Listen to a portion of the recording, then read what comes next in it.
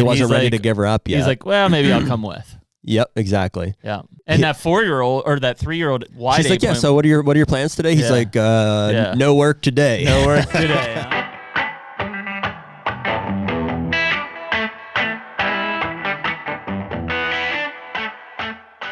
The HUNTR Podcast is brought to you by Hoyt.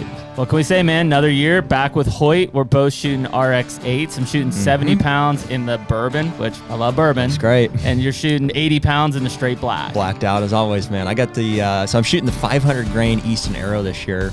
And at 80 pounds, I'm flinging that thing at like 300 feet per second. I mean, it's deadly. Put a water buffalo in front of me and he's done. I mean, we shot it earlier. You literally put an arrow through a brand new target, like never been shot before. I know. So one other thing that Hoyt is doing this year is they're making all their own strings in-house. And so the quality is top notch, and it just really is something that is setting them apart from their competitors. Well, what we always try to do when we go to our bow shop, Ultimate Outdoors, is we try to shoot other bows just to make sure that we are really giving everybody a fair chance here. The reality is it's a no-brainer. Hoyt, it stands above all of them every single time. Definitely. And so right now you can use code HUNTR, HUNTR, for 20% off any apparel on the Hoyt website. And as always, get serious, get Hoyt. And we're back. Hey-o. HUNTR Podcast, episode 224. Nick kept us in line. He's grinded in the outside. Ew. It's Ew. little Beetlejuice. No, it's Freddie Mercury. Oh, you're going Freddie Mercury stuff. Meets Jared Prussia intro to the HUNTR Podcast. Ew. December 5th, as Nick has informed us. Indeed. It is December 5th. So we're in December. Yeah, we are. So before we get going here, I'll tell our listeners, thank you guys for being here. Whether on YouTube, Apple Podcasts, or Spotify, those are the main places we drop these episodes. We do that every Tuesday and Thursday night at 6 p.m. Eastern time, at least for the time being here. Give us a like, a follow, or subscribe, whatever's appropriate for the channel. And one of those will notify you. They'll give you a little ding as to when we drop these if you guys want to keep up with us. So if you've written us on Instagram DM or the website, I would say that I am getting progressively behind on Instagram, but I see... I'm on it. Are you? I mean, some. Okay. We'll get into that here in a minute because maybe there's a strategy that I can improve on to help with that. But I usually binge it is what happens. Let's get into that here in just a minute. But we appreciate you guys reaching out regardless, and we are doing our best to get back to you guys. So I know several of you have sent like, hey, you guys killed bucks and stuff, and you wanted to show us, and I see those for just a split second and then they're gone. But congratulations to everybody that's been tagging deer and stuff. And we're working on getting back to you here. So there's some merch on our website. We appreciate you guys picking some of that stuff up. There's some cool stuff. We're proud of it, and it helps Nick get paid. So he appreciates it as well. He does like it. Other than that, here we go. We're filming this on November 26th, Thanksgiving week. So the Instagram thing, here's the problem is like, I swear when I click messages, and maybe somebody that's more tech savvy can tune in and tell us how to better address this. If I click one as a notification and I'm like not quite ready to respond to it, or I'm like, okay, that's going to require me to think about it for a minute, then I can't find it. It's just like it gets gone. It's not like at the top anymore. Well, it's because other people write. Yeah, but also the moment you open it, it's like now it's been deferred down the list. Like I go unread. Like if I look at it and I'm like, I'm gonna get back to him, but I need to sit and read it, then I just flip it back to unread. Me too. And then it should be where. Now, if you respond, it gets buried, right? Because like if I respond to somebody from October, well, that happens too. Yeah, but they're not always at the top. Like when I respond to one, it doesn't move it right to the top for me. Sounds like an Android issue. Maybe. Yeah, mine go right to the top immediately.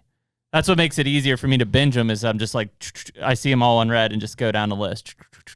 I don't know. It's a mess. I feel like Are you just in the inbox looking at them, or are you clicking through notifications? I'm in the inbox. Yeah. Interesting. Maybe you can show me your ways after. And I'll try. I just binge them. Yeah, I understand the binge mentality. That's not the problem. Some of them, it's the organization of the messages. Yeah, some of them I've been better at than others. So like there's all right. I did read that one, but we haven't accepted open your general inbox. I'm curious if they're or even ordered the same. In general? Yeah. So and you're on all. Yeah. See, look, I don't even have. Go to all. That's where I was right there. See, look, that's my all. We don't even have. They're not the same order. Yeah, that's weird. Maybe there's a way to change that. I don't know. I can filter by unread, unanswered. Oh, okay. There are some of these are hard. Like the ones that I don't know why we get requests. I think if they're not like a primary or an approved thing, it's like they want to send us a message. Because I'm bad at that. I'm bad at getting into that. Well, if you're in this all inbox, it should have requests as well. Because I think to break it down further, there's primary, general, and requests. I think it does. Like some of them do. Like there's a request. Did you just click Seth Smith? I did. Interesting. I saw it immediately go away. Seth sent us the crossbow thing with a bunch of clowns. Yeah. Yeah. That's funny. Yeah. And love. Yeah. Yeah. So then, like that doesn't change it there, right? But this guy, we have military discounts now on our store. Do we? Yep. And so like if what is it? It's HUNTR USA. Cool. Mm-hmm. For military people only. Please respect it. Please respect it. And then like so if I just give him, see now he's back up. He's at the top now because I just responded to him. Okay. So that's typically what I do is I find where I like stopped responding, and then I just start blitzing them, and then throws them up to the top. I just don't have the Gen Z brain. I can't handle, neither do you obviously, but I can't handle that many messages. You know what's funny is yesterday. I feel like Jim Carrey in freaking when he's got like a million messages. I want to just be answer Bruce Almighty approved. Yeah, Bruce Almighty. Yeah, yes. Yeah. Control paste. Yes. That's a great movie. I think it was yesterday I downloaded the TikTok app again because I just haven't had it. We have 106,000 followers on TikTok. Cool. Even Carter's he's like, you got 100,000 followers in TikTok? I'm like, was that good? I don't know. Yeah, I don't have the app. Yeah, I deleted it again. I was curious. I can't handle it. Yeah, I can't. I'll be on it. Even Instagram, I'm like, if it wasn't for the messages, I'm like, it's a lot. And it's not just me. I mean, it's everybody's like gets caught scrolling. Yep. So it's okay. It's okay for a little bit, but it'll easily suck up your time. Yeah, absolutely. So yeah, it's Thanksgiving week. It is Tuesday of Thanksgiving week. Jared just got back from Illinois, which you've been out there since Wednesday? Yeah, 4.5 days. 4.5 days. Yeah. Valiant effort. Very. Dude, my level of satisfaction, granted, I killed the biggest deer of my life in Iowa, so I mean that helps. That helps a lot, but just really, really satisfied with sightings. I've had one of the best seasons I think that I've ever had as far as big buck encounters. You know, several I would have shot in years past type of thing, and I've been satisfied with like my anticipation of what would happen and then what did actually happen. I'm like, that's pretty close. You know what I mean? And even on this trip here, I had a really close call with one of our shooters. Well, and for people to understand, you also carried your bow all of Illinois first gun season. Oh yeah, I could have shot him and another shooter in 2 consecutive hunts with a gun for sure. Yeah, with the right gun, I could have shot that same shooter 2 days prior, bedded down at 250 yards. Could you have shot that 9 the day before? The 9? Oh yeah. Yeah. 50 yards, walked all the way across the field. Wow. Easy. Chip shot. Dang. Yeah, I thought about it. I had the muzzleloader in the truck. Yeah. And I was like, do I take this? That spot is challenging to figure out. Like because there's, we call it that middle field, and there's just, you can look at it and be like, well, here's the finger of timber, and logic would tell you, well, they're going to walk down the finger, but they don't. They don't. I mean, there's trails there, and so they do at some point, or Yeah. But I think the consensus now is that a majority of the mature buck movement that I've seen in and around that field is on the lower third of it from point to point. And it's wild. And it's too far out from that tree line to kill them there. So do you think mowing that corn in Corn Cove has changed their movement at all? No, they just are doing that. And it just happens I think it's in the right place. I think it's helping. Yeah, but it's giving them another focal point there. But it's just in the right place. That ridge is just it's such a drastic terrain feature Yeah, that they just have to hug around. They just push down to the lower point of it. And now it's funny to gain that perspective and look at the property. I'm like, duh. Like, yeah, they all have to come right through there. Well, I mean, so you went, when you left on whatever that was, Wednesday. I mean, the thought process was these deer are still going to be rutting. I'm hunting them like it's the rut. Yes. And I don't think your mindset... With a spritz of, hey... They're hungry. Yeah, they're a little hungry. Yep. I think surprisingly, I don't know. Surprisingly, a lot of lockdown still. Yes. I don't know if it'd be surprising that Not surprising. No. Well, I mean, I saw what I wanted to see, which was, at that point, the number of basically the deer dynamic that I saw was a lot more does than I've ever seen. Which we knew that they're there. It's just we don't see them. Mm-hmm.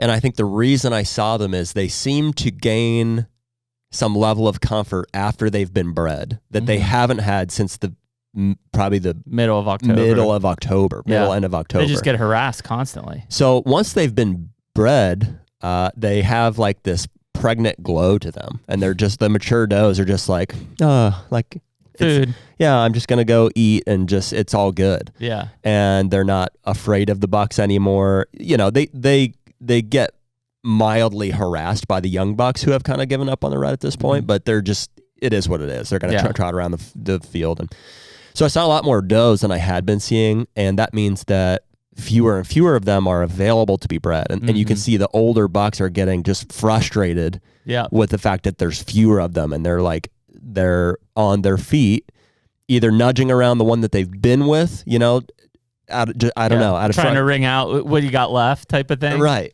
Yeah. Like one more for the road type of a thing, or, and at the same time, probably trying to pick up a new one. Yeah. Pick up a new scent. So it just puts them on their feet more than even that ever. That mature 9 you saw, he was with what, like 5 does or something? Mm-hmm. And a forkhorn was in that group too. Yeah. So, I mean, just trying to see, like, is there anything left in this group? Do I need to move on? I'm just going to hang out and see. Yeah.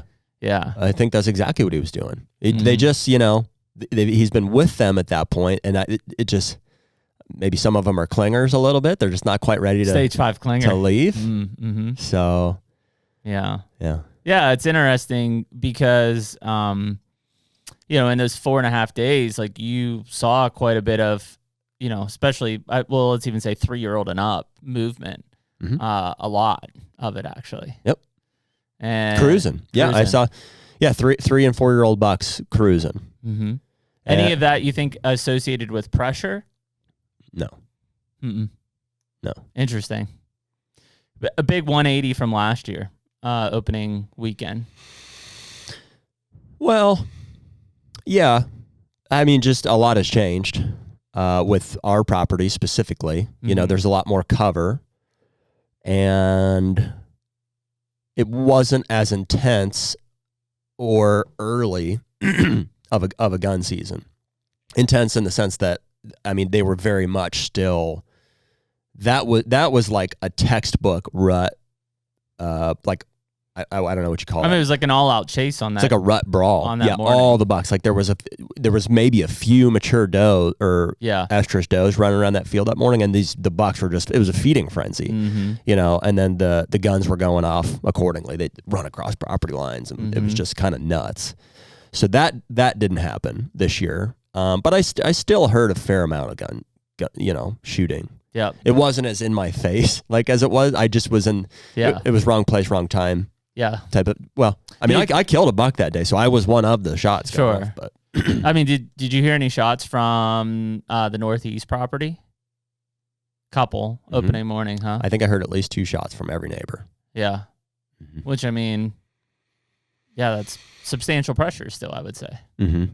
Yeah, and it's hard to know what guys are shooting. You know what I mean? We know a few. I mean, a couple does to our south. A missed 8-point. That's probably a 4-year-old.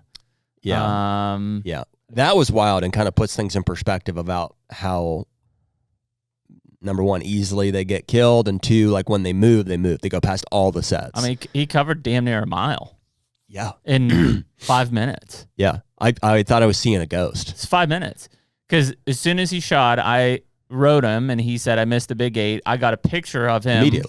Almost immediately. I sent it to him. I said, is this him? He's like, yeah. They shot at him walking across that field. I can almost guarantee it. And then you saw him. Kid came from across the road, I bet. He was on a doe.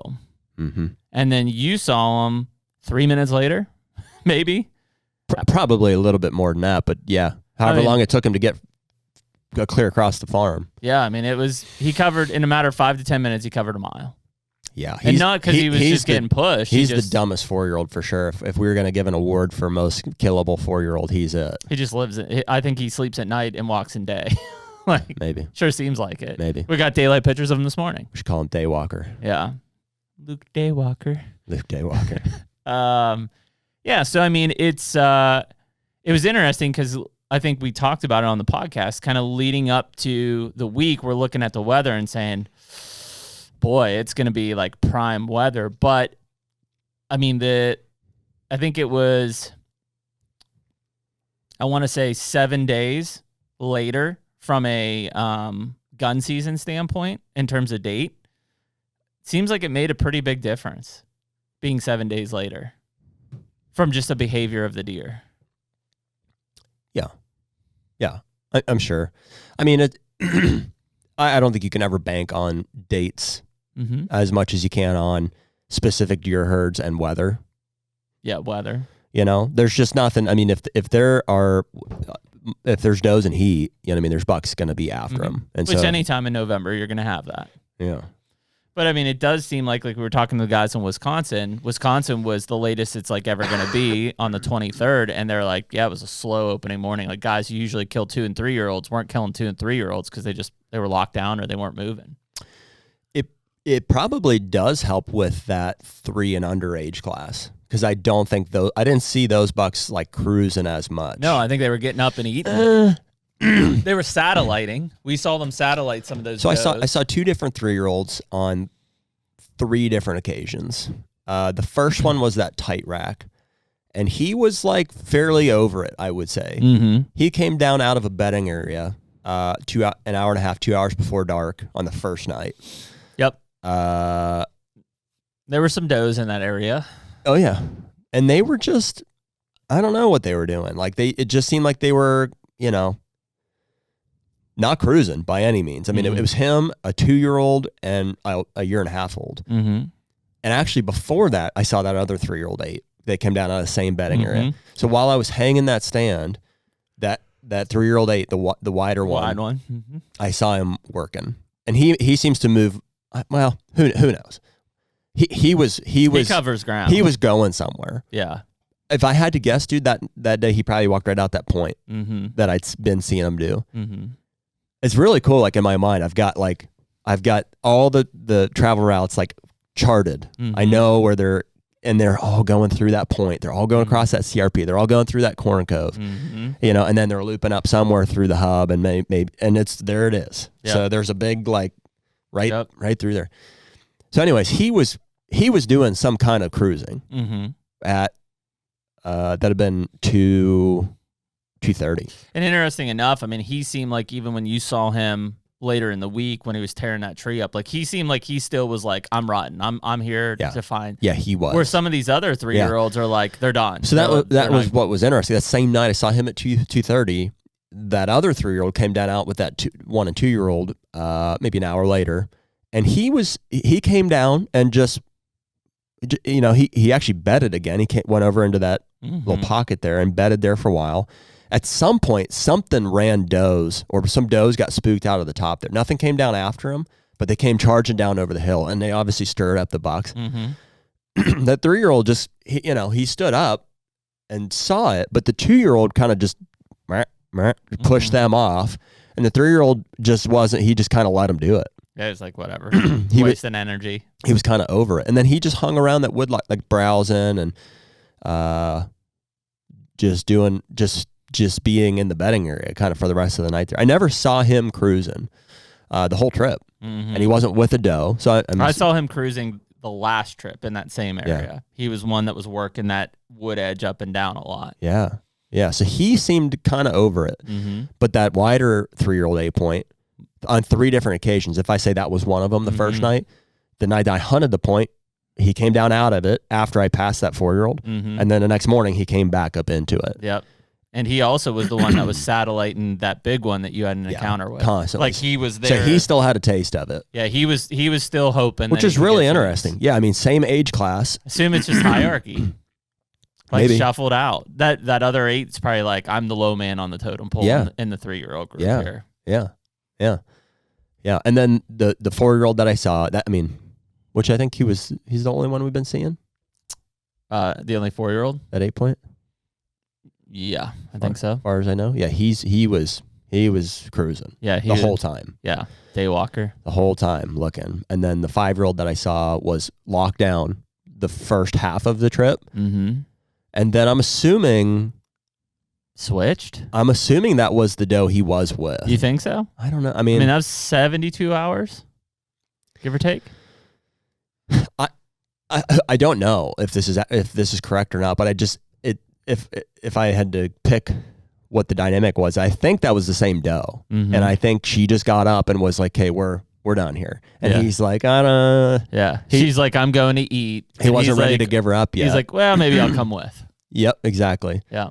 And that 4-year-old or that 3-year-old wide. She's like, yeah. So what are your plans today? He's like, no work today. No work today, huh? And then that 3-year-old 8-foot stands up. He's like, I'll come. Yeah, I'm coming. I'll go. Yeah, because he came through first on the camera, and then I saw that doe and that big one get pulled through. Yeah, yeah. It's kind of interesting when you get to this. It still is.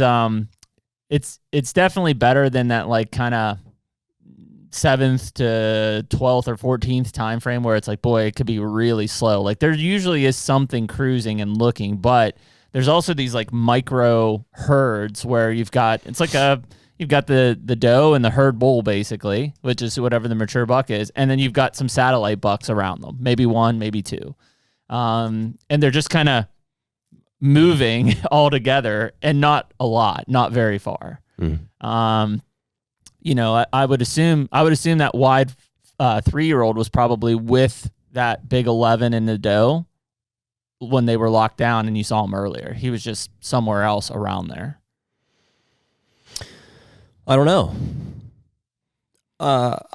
Because I guess I can't 100% confirm, but like it was the second morning that I hunted river stand, and I saw that 11 point locked down with the doe. And that's what prompted me to move over to the point. And that buck came down out of the timber that night, and that 8 came like this. And neither of them seemed to detect that those deer, I think, were still locked down. If they were still there. They were still there. Yeah. I think they were. I don't see why they would have got up and moved. Could have moved over to the island easily too. They could have. They could have.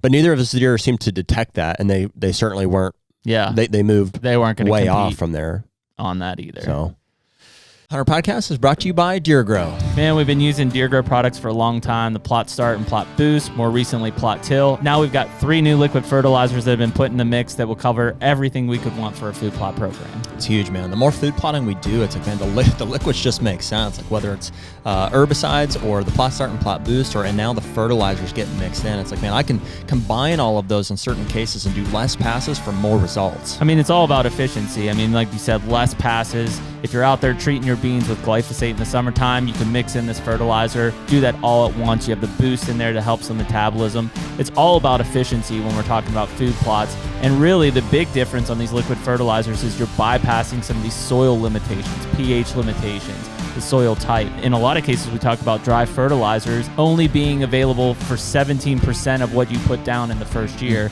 These liquid fertilizers straight into the plant are 90% available in the first year. Huge difference in what you're going to see in growth. It's huge. And so right now you can use code HUNTR15 for 15% off any of the Deer Grow products on their website. And as always, better food plots, bigger deer. Well, I think the burning question, and you and I even talked the last evening, is do you regret not taking the muzzleloader out? No. No. Because, I mean, clearly at least 1, if not 2 of those mature bucks would have been dead with a muzzleloader. Or shotgun, whatever you wanted to use. I don't know, man. I don't have that tag filler mentality. it doesn't, Well, we had the discussion, and you were like, I really would like that deer dead. Yeah. But at the same point, I think you were like, I want him dead on my terms a bit. Yeah. I think that, you start to get, desperate is maybe not the word, but like your mental fortitude in terms of like how I want to do it and like my confidence in how you're doing it and stuff does start to erode with tiredness, time on stand. Yeah, because you had the muzzleloader, so there was some mindset of like, I will kill them with this thing. With the muzzleloader? You had it. Yeah. So at some point in the brain, it was Yeah. Well, yeah, because it's kind of like you're sitting there next to the cheat code. Mm-hmm. And it's tempting. Yeah. Yeah, you're like, it's like you're playing the game that you've been like, it's obviously, it's legal, season change, but yeah. Well, you just have to look at it in the scope of like, man, just everything from buying the property to like my season up until that point in the prior seasons. All of it plays a factor in the decisions that you make throughout a season. And so it was gun season, and I had to buy the firearm tag to hunt with a bow. I can see very clearly both outcomes because I've experienced them both. I'm like, he can be dead with the muzzleloader, and I would be happy to have got him or not. And I can continue to hunt him the way that I want and to have that level of success that I know ultimately is more in line with what I want to achieve. That's the goal. And so you just have to be okay with the outcome, which is most likely a not filling the tag. Right. At least right there, right then and there. You never know what can change. And like, we'll go back. I've got another month and a half to make something happen on food. So it just is what it is. Like, I'm just okay that he isn't dead yet. Yeah. With that weapon. Yeah. Yeah. Because I think, the few people I talked to when you were down there, I was like, oh yeah, Jared's, taking the bow, which I would have done too, and I think part of it is probably season success as well. Well, dude, here's the thing. Like, and I don't say this to discredit anybody, but like killing a deer with a gun is really easy. It's not hard. So I could have killed two or three of them, in this 3-day trip. And I heard all of our neighbors shoot twice. So like, yeah, it's not that hard. And so I want it to be hard. Yeah. And if that means that I don't kill the deer, some people might look at that as fail or succeed. Yeah. I look at it as I had a really successful trip. I learned a lot about the property. I encountered and passed a few deer that lots of people would have shot. And I had a really close call with one of the shooters with my bow. And, I messed it up. I could say I messed it up. She caught my ground set. It just, that's so, and I understand why and how and what happened there. So we'll try to adjust for it in the future. And every step there is like, I could have shot that deer on a second day and I wouldn't have learned as much. I wouldn't have had some of those other encounters. So it doesn't really matter. It's not failure to me that I didn't kill the deer. Right. Yeah. And I think the question would be, in a way, it's a success because they get to keep living. They keep living. We just got them. Yeah. Which is really what I want. I'm like, I want these deer to live. We want to look at them on camera. Here they come. Like, this one still make it. Like, we're trying to take inventory now of like who made it through. Yeah. That weekend. I think part of it too is probably your success in Iowa. Like, had you not had success in Iowa, well, number one, if you had not had success in Iowa, you probably wouldn't have been in Illinois. Probably would have been in Iowa hunting still. But also the fact that, like, if you reach this latter part of November, or if you're listening to this first week of December, and you've hunted hard and you haven't filled a tag, then you start to think of like, okay, like maybe I want to kill something this year. Yeah, it's definitely more tempting again. I think that like my mentality has just shifted or evolved over the years to a point that I'm at now, which is not that I want to kill deer. Like it's just not the way I feel about them. I just really love the fact that they're out there and they're interacting with like the farm that we bought and all the work that we put into it and stuff. That's the fun part for me. And when one reaches a point of maturity then I get excited about hunting them. Mm-hmm. And killing them is ultimately the culmination of that. I mean, that is the goal. Yeah. But it's a bittersweet thing. That's the climax. It ramps up to that, but then it drops off the backside. Yeah. Yeah, and it's not to say that I don't want to do it at all. I mean, that is the point. I'm out there trying to kill. There was no question when that 5-year-old came in, I was going to kill him. Yeah. But that just, it didn't get to that point. I wasn't able to. People don't like the term harvest, and I understand why, because we're killing them. Like, it's. Yeah, we're shooting them. They're dead. We're killing them. We're shooting them. But it is a harvest mentality in that I care a lot about the fact I want them to live. Like I said, I enjoy the fact that, and I like getting pictures of them. It's cool to see them. Yeah, it's a chess match around it as well. I don't want to shoot one just to shoot it, because then they're dead and they're not doing that anymore. But when one reaches a point of maturity and it's going to check all the boxes for me, then I want them dead. Yeah.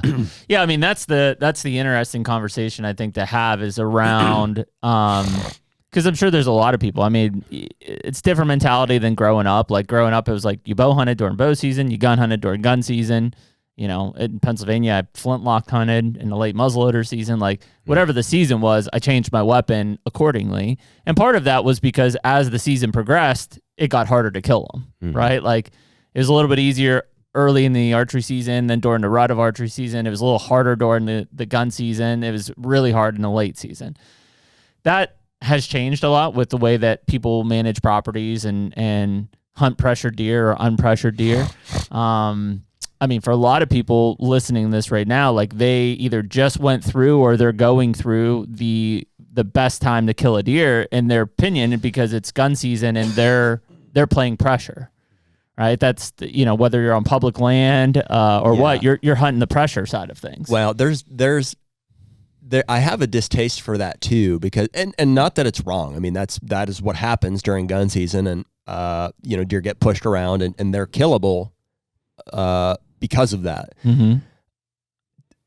To me, I'm like, even that floppy buck that I shot, and I guess I did grunt him in, and it was like a rutting thing, but there was enough gun hunting pressure that you have to ask him, like, man, was that a gun thing? Like, were they getting pushed around?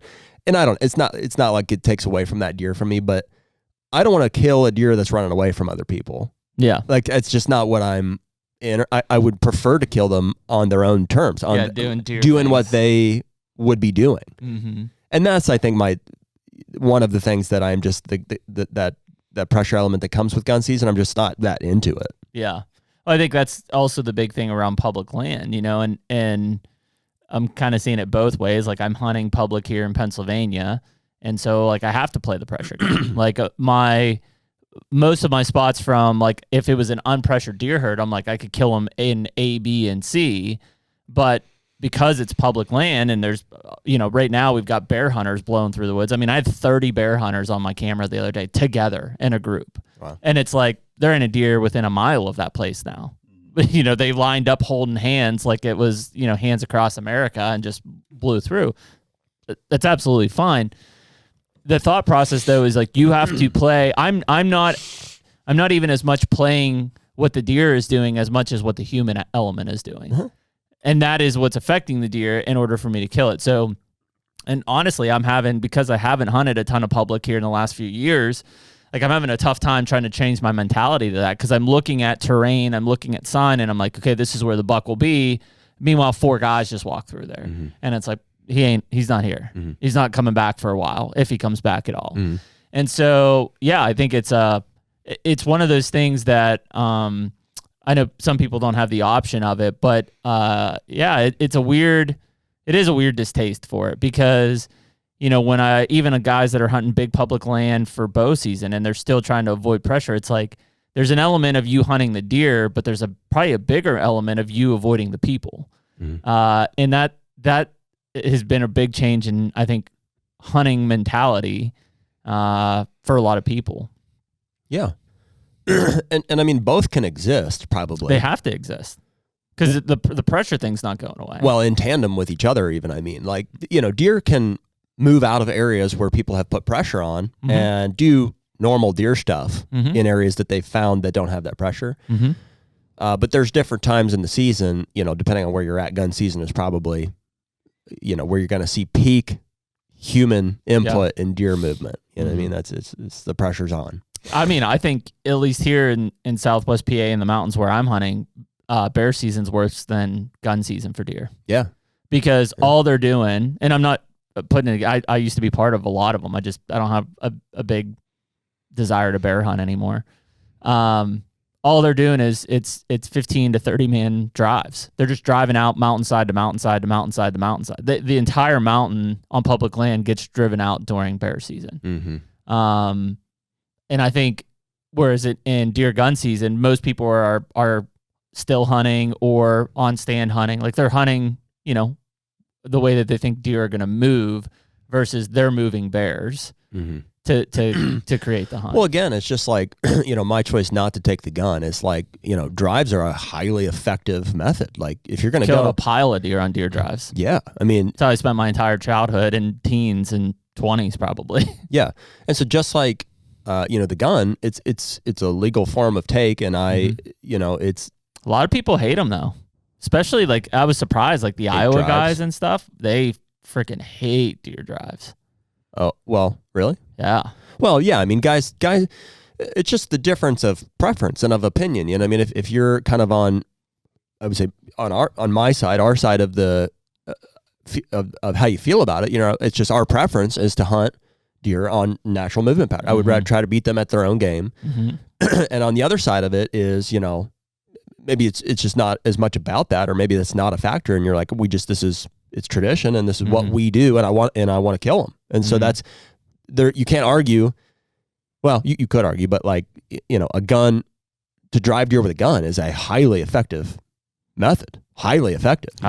Yeah. I mean, depending on your strategy, and it's not to say there's no strategy to it either. Well, that's what I was going to say. There's actually I think, cause I mean, I did it for a long, long time. Like I think there's actually a really, kind of precise art to driving deer. It's not just walking through the woods and yelling like people might think. Like those deer are going to cut back on you. You leave too big of a gap between you and the next driver, they're gonna bust right through that line and cut back on you. They're, you know, if you've got your standers out there, you got to understand where your post guys are, and if you got flankers, like there is a very unique strategy to deer driving, which is, you know, it's an exciting thing for a lot of the deer camp eras that, you know, now probably is fading. In fact, it was one of the main things where it was like, you know, if opening day came and first 2 hours were like, boy, not a lot of shooting, we moved deer. Mm-hmm. Like that, you weren't going to just sit for the rest of the day and hope that something came by. Like we went out and created movement, basically. Well, there's no, you know, I mean, a lot of the states have experienced overtake, you know, and certainly a decline in like the age class and antler class because drives and gun hunting is so effective. Yeah. I mean, that's why. I think one of the big reasons it died off in Pennsylvania was the antler restrictions. It's hard to count 4 points or 3 points when that deer is hauling ass through the woods. Yeah. You know, in some of these other states like Iowa or Wisconsin where there's no antler restrictions, I think deer drives are still a big key component of a lot of those gun season strategies. I think they still happen a lot in Iowa too. I'm pretty sure. A lot. Yeah. A lot. Mm-hmm. Yep. Yeah. Even Bill was saying in like Northeast Iowa, and it's also party tags in both those states. I think Wisconsin, you can party hunt too. I don't know. But definitely in Iowa. And so it's like, I think Bill mentioned it. He's like, yeah, a guy will shoot $7 on a deer drive, you know, and then he'll as long as your group has the tags for him. That is a age class killer, in my opinion. It's a deer killer for sure. I think it's an age class because it doesn't matter. It's like, yep, rack, shoot it. Yep, rack, shoot it. Yep, rack, shoot it. Yes, I mean it's more of a spray and pray method than, you know, some of the other things that we've talked about. But yeah, it's just the pressure element as we get into this first week. And the other thing is it's hard on the deer too, man. I mean, not only do we got cold temperatures coming, if you're depending on where you're at, food is limited or becoming limited at this point. They, you know, all of these 3 and 4 and 5 year old plus bucks just came out of rutting hard for almost a month. Like they're hurting. Yeah, it's a man. It's a touchy thing probably because it's like, you know, I don't want to tell people how to hunt necessarily, especially on their own land or on public land. I mean, that's what it's there for. But like, at this point in the season, I just kind of feel like, are we that mad at them? Like, do we really want them dead that badly that we're going to go and just, I don't know. It just seems kind of, what would be the word? You know what I mean? It's like, there's the understanding of like, listen, if we want them dead, we can kill them. Mm-hmm. We as human beings have the ability. We have the technology. We can kill them all. Mm-hmm. So it's like, is that what we want to do? I mean, is that where we're at? Well, I mean, that's where the question of like, and if people are being truly honest with themselves, they don't answer it correctly. It's like, do you want to kill a big buck? If you ask any deer hunter that, do you want to kill a big buck? Every one of them wants to kill a big buck. Every one of them. The ones who say, no, I don't care about it, I can't eat the rack, you're full of shit. You still want to kill a big buck. Like, maybe it's not your priority A, but like, you daydream of a buck coming over that ridge that has a rack on it. Mm-hmm. If you wanted to just hunt for meat, you kill does, but you're not killing does. You're killing 1-year-old bucks or 2-year-old bucks. And I'm not saying there's anything wrong with that, but don't be the justification of I'm a meat hunter when you're killing bucks instead of does. Like, there are so many does out there to kill, and they're pretty freaking easy to kill, and you just don't do it. Yeah, man, I don't know. I'll give you a great example, and this is in two different places. So, in Michigan, and I don't know what the final numbers are right now. Here, let me throw this out real quick. So if I can put myself in the shoes of somebody who shoots one or more, deer that are, let's say, 2 years old, with a gun during gun season. Mm-hmm. I'm just trying to understand that mindset to be like, okay, what do I want out of it? Most likely, like what's the most common case where that happens? It's like, I want acknowledgement from my peers. No. Just why am I? What brought me into the woods? I want to kill a buck. It is. I want to kill a buck, and I'm with other people. Probably more than likely, it's like me and my brother-in-law. You want acknowledgement. No, but it's not. That's not what it is. People don't deer hunt because they want acknowledgement. They shoot bucks because they want acknowledgement. Maybe at that point.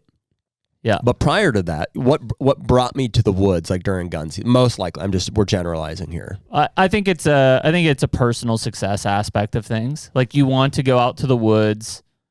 It's a masculinity thing. It's deer season. There's a tradition element. I have maybe some access because so and so. Yeah, I want to come out. I want to shoot a deer. Do you think during gun season, most likely there's a group involved? No, not anymore. Really? Mm-hmm. I would say it's. I bet it's not a group anymore. I think generally there's at least two people. Maybe not together, but like at camp together. You don't think? Mm-mm. More individual. Mm-hmm. Yep.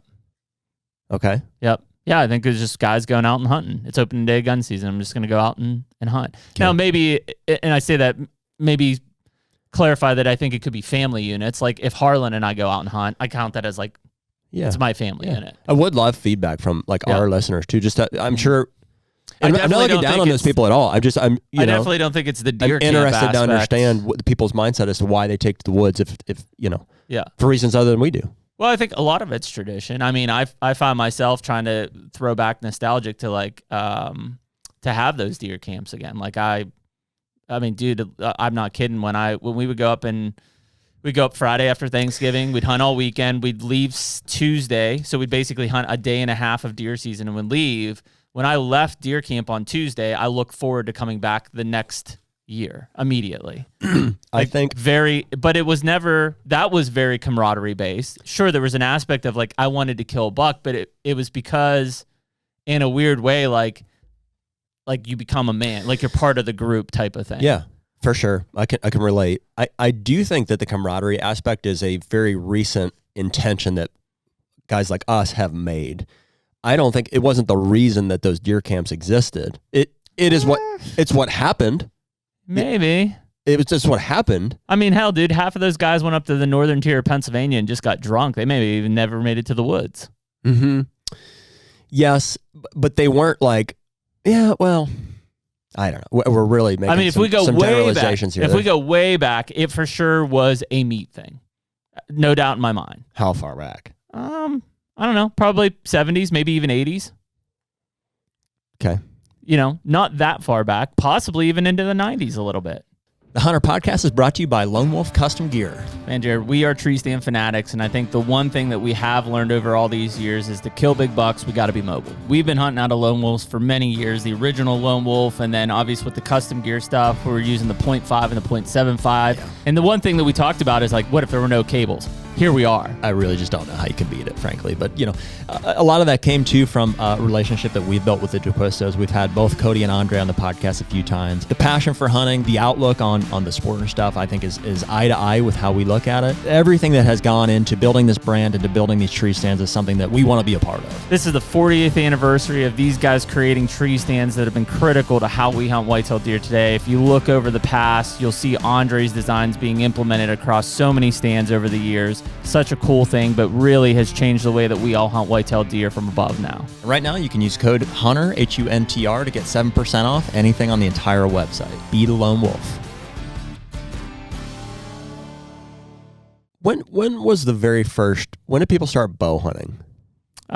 We've talked about this. I mean, 70s into the 80s. 70s. Yeah, like late 70s into early 80s. And was compounds. I'm young enough to recall, like even when I was a kid in the late 90s, it was not a real big thing. Like it was very much on the upswing. Like people were really picking it up. But like in my uncle's time frame, so he, you know, that would have been very much the 80s in his early 30s. He'd been in the 80s. So that would have been like in the 80s. Yeah, he was in the 5% probably of deer hunters. I mean, I started that were bow hunting. I started bow hunting in 97 was my first year. I was 13. Okay. And my dad bow hunted. My cousin bow hunted. Mm-hmm. That was it in my entire family of like 17 or 18 deer hunters. Mm-hmm. There were 3 of us probably. Mine was probably similar. It was just my uncle. Yep. Was the only one. So no, not many. It wasn't until like the 2000s that I think it really became, you know, swinging more and more. Right. So prior to that, because those were the guys who wanted to kill. I wouldn't say they were. Can you make a hunters. distinction? Yeah. Can you make a distinction between, were those bow hunters? They were after bucks for the most part. Well, and most of them were there gun hunters at that point though that were only targeting big bucks. Well, I mean, in Pennsylvania, we had 2 weeks of buck season with a gun. You couldn't shoot a doe during those seasons. And it was any legal buck in Pennsylvania. 3 inches or bigger on one side. I do think there's a drastic difference though between like there was big bucks in the Midwest. Yeah, people were hunting those years just because. Mm-hmm.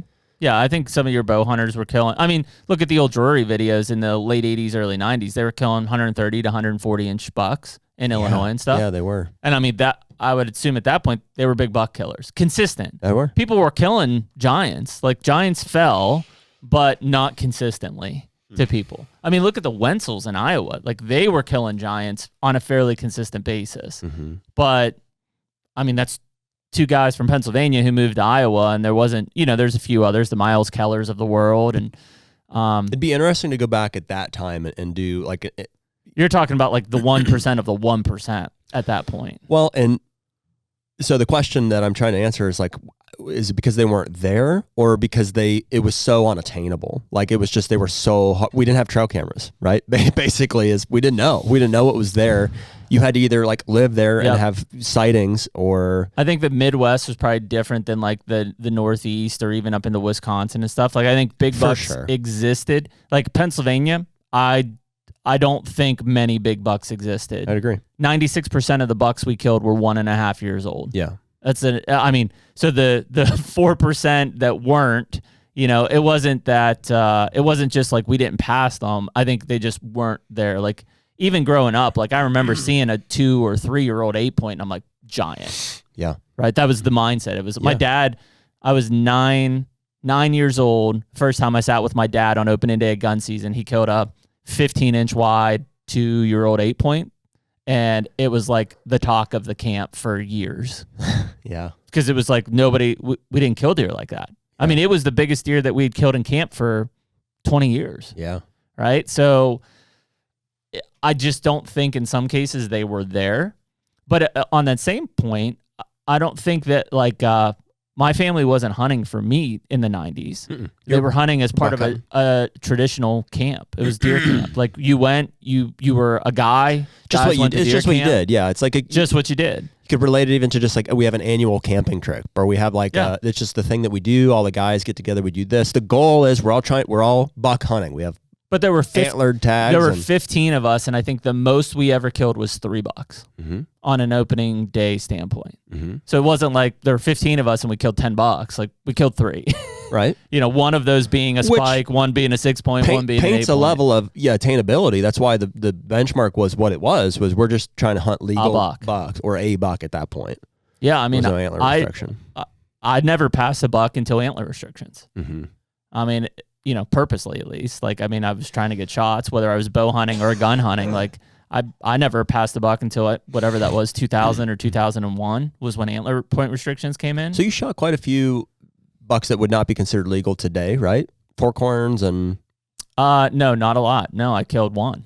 Just one? I only killed 1 buck before antler restrictions came into play. Can you recall how old were you and what was your 16 mindset at that point? I wanted to kill a buck so fucking bad. It was like, it would... Kill a buck. Was that your first buck? Yep. Okay. I was 16. Was it a buck or a bow or a gun? Gun. Uh-huh. And because the goal for you at that point was to kill a buck. Yeah. It was opening day of gun season. I killed a spike, and it was like, I remember dragging that thing out by myself and eventually meeting up with the guys, and you know, like I was a man, right? Yeah. You know? So 2 things there. You know, I'm sure in your mind, yeah, especially at that age, you're like, I want to be one of the guys that shoots a buck this year. Yeah. And that probably was what you shot was probably driven by a level of scarcity of anything bigger than that. You're like, this is just, we're buck hunting. Yep. That's a buck, and I want to be, you know, recognized in the camp. That was 2000 was when I killed my first buck. I killed does before then. I had hit a buck before then and didn't find it during an open day camp. But I will say that next year was the first time I learned a lesson about passing deer. Although I didn't. The next year? The next year, gun season, same stand. I killed a 7-point with my gun, shot it. I watched it like doing backflips, like it was dead. The moment after I pulled the trigger, and again, and I was 17 years old, but like a really big 8-point walked right under my stand and stood there looking at my dead deer. And I was like, holy shit. You know, and there's my deer. Like, I'm tagged out. I'm done. Yeah. Right? And it was like, that was the first time I'm like, whoa, like, what if I didn't get a shot at that one? Or what if I passed that one? Like, and again, I still, you know, that was the first year I think that antler restrictions were in place. So it had to have 4 points on the side, which it was a little 1-year-old 7-point. But yeah, that was the first kind of aha moment of like, whoa, okay. See, I think antler restrictions were in place before I ever started hunting. Yeah, Do probably. you remember what year that was? 2001, I think. It was 2001 or 2002. Oh, yeah. So for sure, that would have been shortly before I started hunting when I was 12. Yeah, because I was 16 or 17 at the point when it came into play. Because I remember, I mean, man, I can go like to the property, like Dad and I had a permission property from somebody at church, and my uncle had been a bow hunter, and we'd seen what I felt like in hindsight were some really nice bucks, like spotlighting just during the summer and stuff. And what year would this have been? I was born in 93, so when I was 12, it would have been 05 at least. 05-ish. Which, if you think about it, 3 years after antler restrictions, there probably was quite a few 2- and 3-year-olds starting to show up. Yeah, it was attainable. Like, and I had been spotlighting since I was, whatever, 8, 9, 10 years old, like with my uncle, you know, up closer to Meadville, and then that became what I did, like around my house. I was like, I just went and spotlighted like every night. Same. And we'd see like some decent racked bucks, and so I don't think that I had a goal, like a number in mind. As I wasn't like, oh, I'm trying to kill a 130. That wasn't. It was that I wanted to kill but I didn't want to kill a small buck either. Yeah, that's an interesting. And where do you think that came from? Because like again, I just got done telling you like first legal deer I saw was killing. I was slinging. I'm sure it came from. But probably at that point I had some industry influence. Even like I may have been watching TV. Like maybe I was seeing bone. I don't remember like sure. Yeah, that was all happening at that point. Oh yeah, that was the outdoor channel. So for sure, I probably had some influence from like, you know, the even I don't know. The dream season was probably out. The dream seasons. Yeah, I mean, what were they that far back? I don't know if Lee and Tiffany were a thing yet. Yeah, they were. They weren't. Waddell was a thing for sure. Like they were killing some Kansas bucks and stuff. And so you would just see and definitely from my uncle too. Just there was picture on my grandma's fridge of a buck that he had killed when he was 31. Which in hindsight, I'm like, oh, I thought, for some reason, I thought you were way older than that. But it was like a 165 3-year-old giant, the biggest he's ever killed. And so I'm like, in my mind, I'm like, cool. I want to shoot a good buck. You know, I can't remember. I mean, did your dad kill bucks at that point? Not a lot. There was never taxidermy in the house. Yeah, me either. None. Ours was skull caps. Like there was a few skull caps, like little velvet deals with fork horns and stuff. In fact, some of them were antler curtain holders in our house. My mom had like interesting, like little fork horn stuff that were antler holders. So, so there's no tax. It's not like I was looking at this. I'm like, that's what I'm after there. Yeah. It was just, I think, a combination of like probably the TV influence, my uncle's mindset of being a bow hunter and deer I'd seen with him, and then also what I had seen in the area, just spotlighting and stuff and trying to get a sense for. And I remember a few days before we ever hunted opening day, when I was 12 years old, we spotted a decent buck. Where did you hunt opening day gun season? There, same spot. On that property. Yep. Okay. But I started with a bow first. Yeah. Yeah. And so in my mind, I was like, hey, there's a good buck down there. In hindsight, you know, it probably was a mid-20s or I don't know. Yeah, but back then in PA, that's great deer. Stud. Great deer. And we'd seen some around home too. So I'm like, hey, that's real. Like, you know, or whatever it was, 115 plus, you know, the score wasn't even a thought to me at that point. It was like, hey, big frame. Yep. Big, lots of points or whatever. I don't know. Just what they look like. I just look at them like that's a big buck versus a small buck. So I'm trying to recall. I think I passed a buck like my very first day hunting. Like, like first day of archery.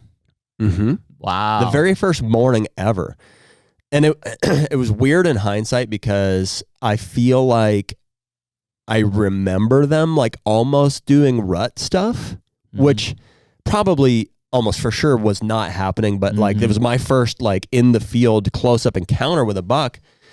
And I think he came and like hit a scrape. Yeah. I don't know, man.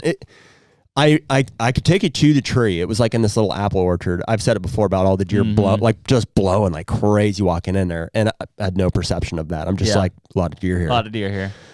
And I got in the tree. It was a gorilla hang-on tree stand that we had hung. Yeah.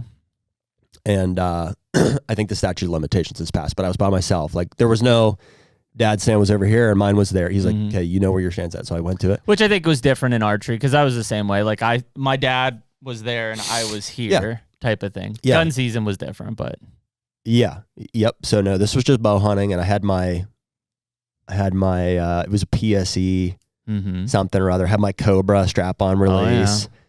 Had my, and so anyways, this buck came in hindsight, it was like, I don't know, a 1 or 2 year old buck came in, and either it happened so fast that I didn't have a chance to like get to the point of thinking about shooting it, or maybe there was some part of me that like, okay, he's not quite big enough. Interesting. I can't exactly recall. Yeah. But in my mind, I remember even at that time, 12 years old, having with all these preconceived notions and also that buck that we'd seen, I'm like, that's the one we're after. And I don't remember how long it was, but it was probably within the first few days or week of hunting. That's just the spot we went to.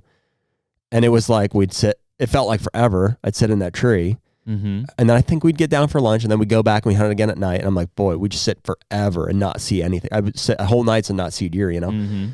And then one of those mornings, it was like, I want to say, like, again, in the first week sometime, it was like first light, and I'm in this tree, and there was a guy like in the tree stand right across the driveway from me, type of a thing. Like it was an urban, you know what I mean? I'm like, I could almost see him, type of thing. Yeah. And it was just breaking light, and I like look down, my stand's facing this way, and I look here and I see a buck, and I'm like, and in my mind, I'm like, that's him. I'm like, that's that big one. Yeah. And he's like 10 yards. I don't know. He's just sitting here milling around like in the apples or whatever, 10, 15 yards maybe. And we didn't have bow hangers. So no, we weren't allowed. I had my bow. Yeah, no, you hold your bow. You hold your bow. You're always on point, ready to go. Yep. And I turned, and it had like a big clunky harness on. It was like a hunter safety system, some big vest or whatever. And you guys had harnesses? I think maybe I didn't have a harness on, actually. I for sure did. I don't remember. I didn't wear harnesses until I started using a climber. I think I did. I think we did. And then quickly I was like, this thing's stupid. And I shed it. Yeah. And then we didn't get back into them until a couple of years ago. Anyways, I drew back, and because I wasn't familiar with the concept of like, first of all, I don't think I've ever shot my bow out of a tree stand. And also definitely never at dawn or dusk. Right. And so I drew back, and I was like really perplexed by the fact that I couldn't see my pin. Oh yeah. And I was like, I'm looking through the peep sight for sure, and I have my kisser button here, and the angle is weird, and it's throwing me off, and I'm like Jack. I'm like, you know, it's just a state of delusion. Basically, you're still tired. And, oh yeah. I just got to the tree stand, and I just put the pin on, like where I thought it was on him, and I shot, and he tore out of there. And I don't know. I'm like, I texted Dad. I'm like, I think I just shot the big one. That's what I told him. I was like, I just shot the big one.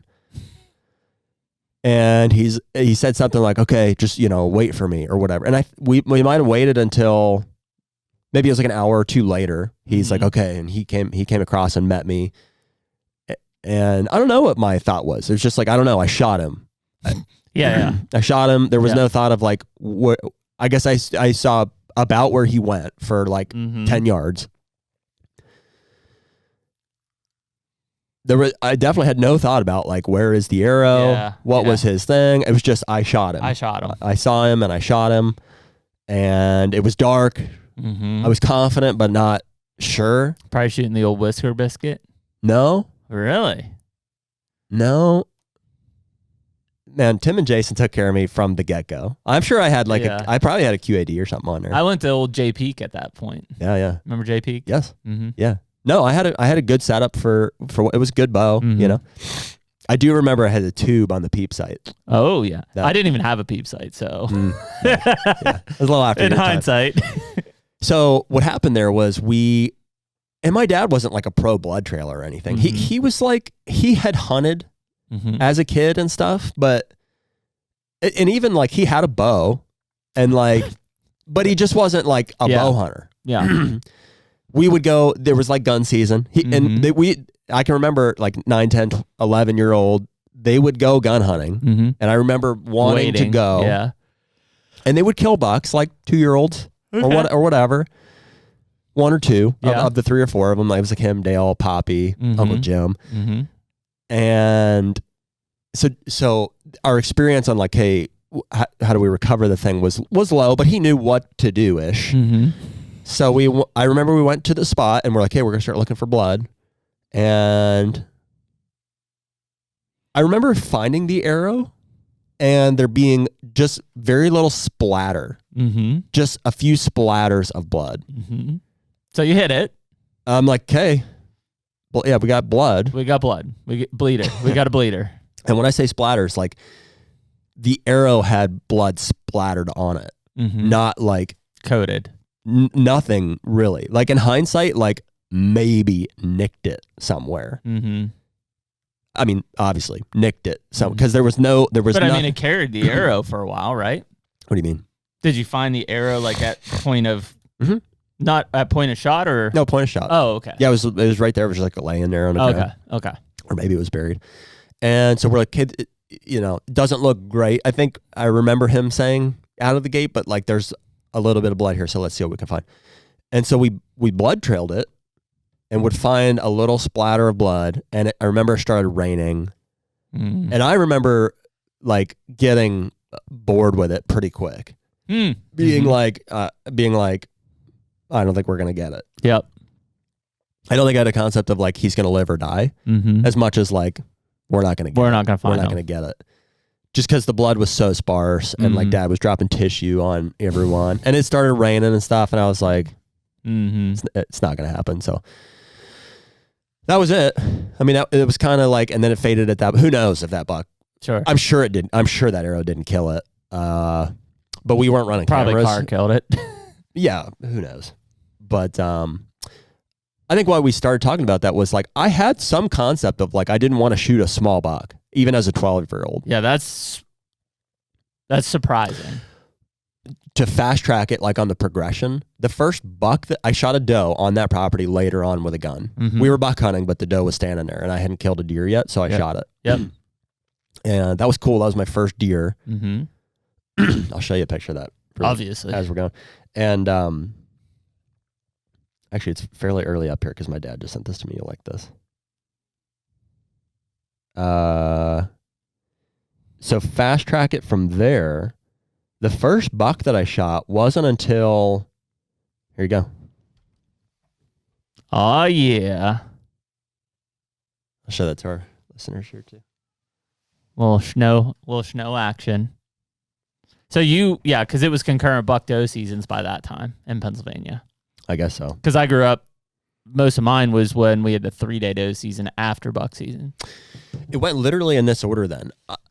At that point, I was like, something there motivated me about like I missed that buck and I was frustrated by it. And so I think I kept hunting that season, or maybe we quit after gun season. I don't think we did like late season wasn't really a thing. It was like October, and then that was kind of seasons passed because I tried. Yeah. I remember from that point on, I would go to neighbors and I would get permission. I was hunting. Bill Carazia, my neighbor who passed away a few years ago, was a big influence. And I was like, I would go back in our woods behind the house, and I was really trying. I was really like trying to kill a buck, like a buck that I felt like was, it's not like I was passing bucks left and right. It just was hard to figure out where to put your tree stands. Yeah. It was like, in hindsight, I'm like, what were we thinking, Yeah, we weren't. So it took several years. Because I remember I could drive by the time I killed one. Because I would drive over to, Get to Know Molyneux? Oh, yeah. Carpet guy? Yeah, Molyneux Carpet. I had permission from They put carpet in my house recently. I had permission from Bill. And it was one of those deals where I had I was trapping was a big part for me then. And so I was trapping there and like started to catch some fox and stuff. And I was like still trying to figure out the bow hunting thing. So I must have been 16. Yep. Probably by the time that worked out. And I had been hunting this spot like religiously, and I was like, I know I'm going to get one here. And I had like encounters, and maybe I missed some in between. I'm sure I did. I'm sure I missed deer. In fact, I know for a fact that I missed multiple, probably 3-year-olds. Wow. Down at the Thompson. Damn. I tell those stories about me missing one, and then Dad missing one, and then me missing one, and then Uncle missing one. So they were like good deer. They were like 3-year-olds and so I was like, well, I was gonna say, so you also were hunting Ohio at the time. I started to. Yeah. The problem was we couldn't hunt most of it because it was leased. Our farm had always been leased out through Base Camp Leasing, so we had just crumbs. There was little stuff that was like people didn't want to lease. That I was like, that's where we get to hunt. Yeah. So I blew opportunities. I missed some. I would draw too early. Like it wasn't working out for me until eventually the first buck that I killed was with my bow, and my buddy Zacho was with me. Oh yeah. I was just like, let's go hunt it. Let's go hunt. You'll sit over here on the ground. And it was on Molyneux's piece, and we drove over there, and I parked there, and we walked up. I'm going to say it was like towards the end of bow season, because I remember being somewhat down on it, discouraged, and I was just like, I don't know if it's going to happen again. Yep. And I put a scent wick out. Oh yeah. Or I poured it out on the ground or something. I don't know. I put it on the put boots. this estrus out, and the tree stand must have already been hung, because I climbed up in it, didn't have my release on, and I remember turning around and here he comes, like beelining right for my tree. Must have got a whiff of that estrus, you know. And I don't remember like analyzing him completely, but I'm like, I'm gonna kill good him. buck, Yeah, good buck. And I'm just scrambling to get my release on and get my arrow knocked and stuff. And then by the time I finally draw, and I'm like, I don't think he was like 5 yards. He was real close. Just came right under the tree, and I think I drew and shot him probably directly in the ass. I think way back. I didn't stop him. There was no nothing. Yeah. Just shot him, got an arrow in him.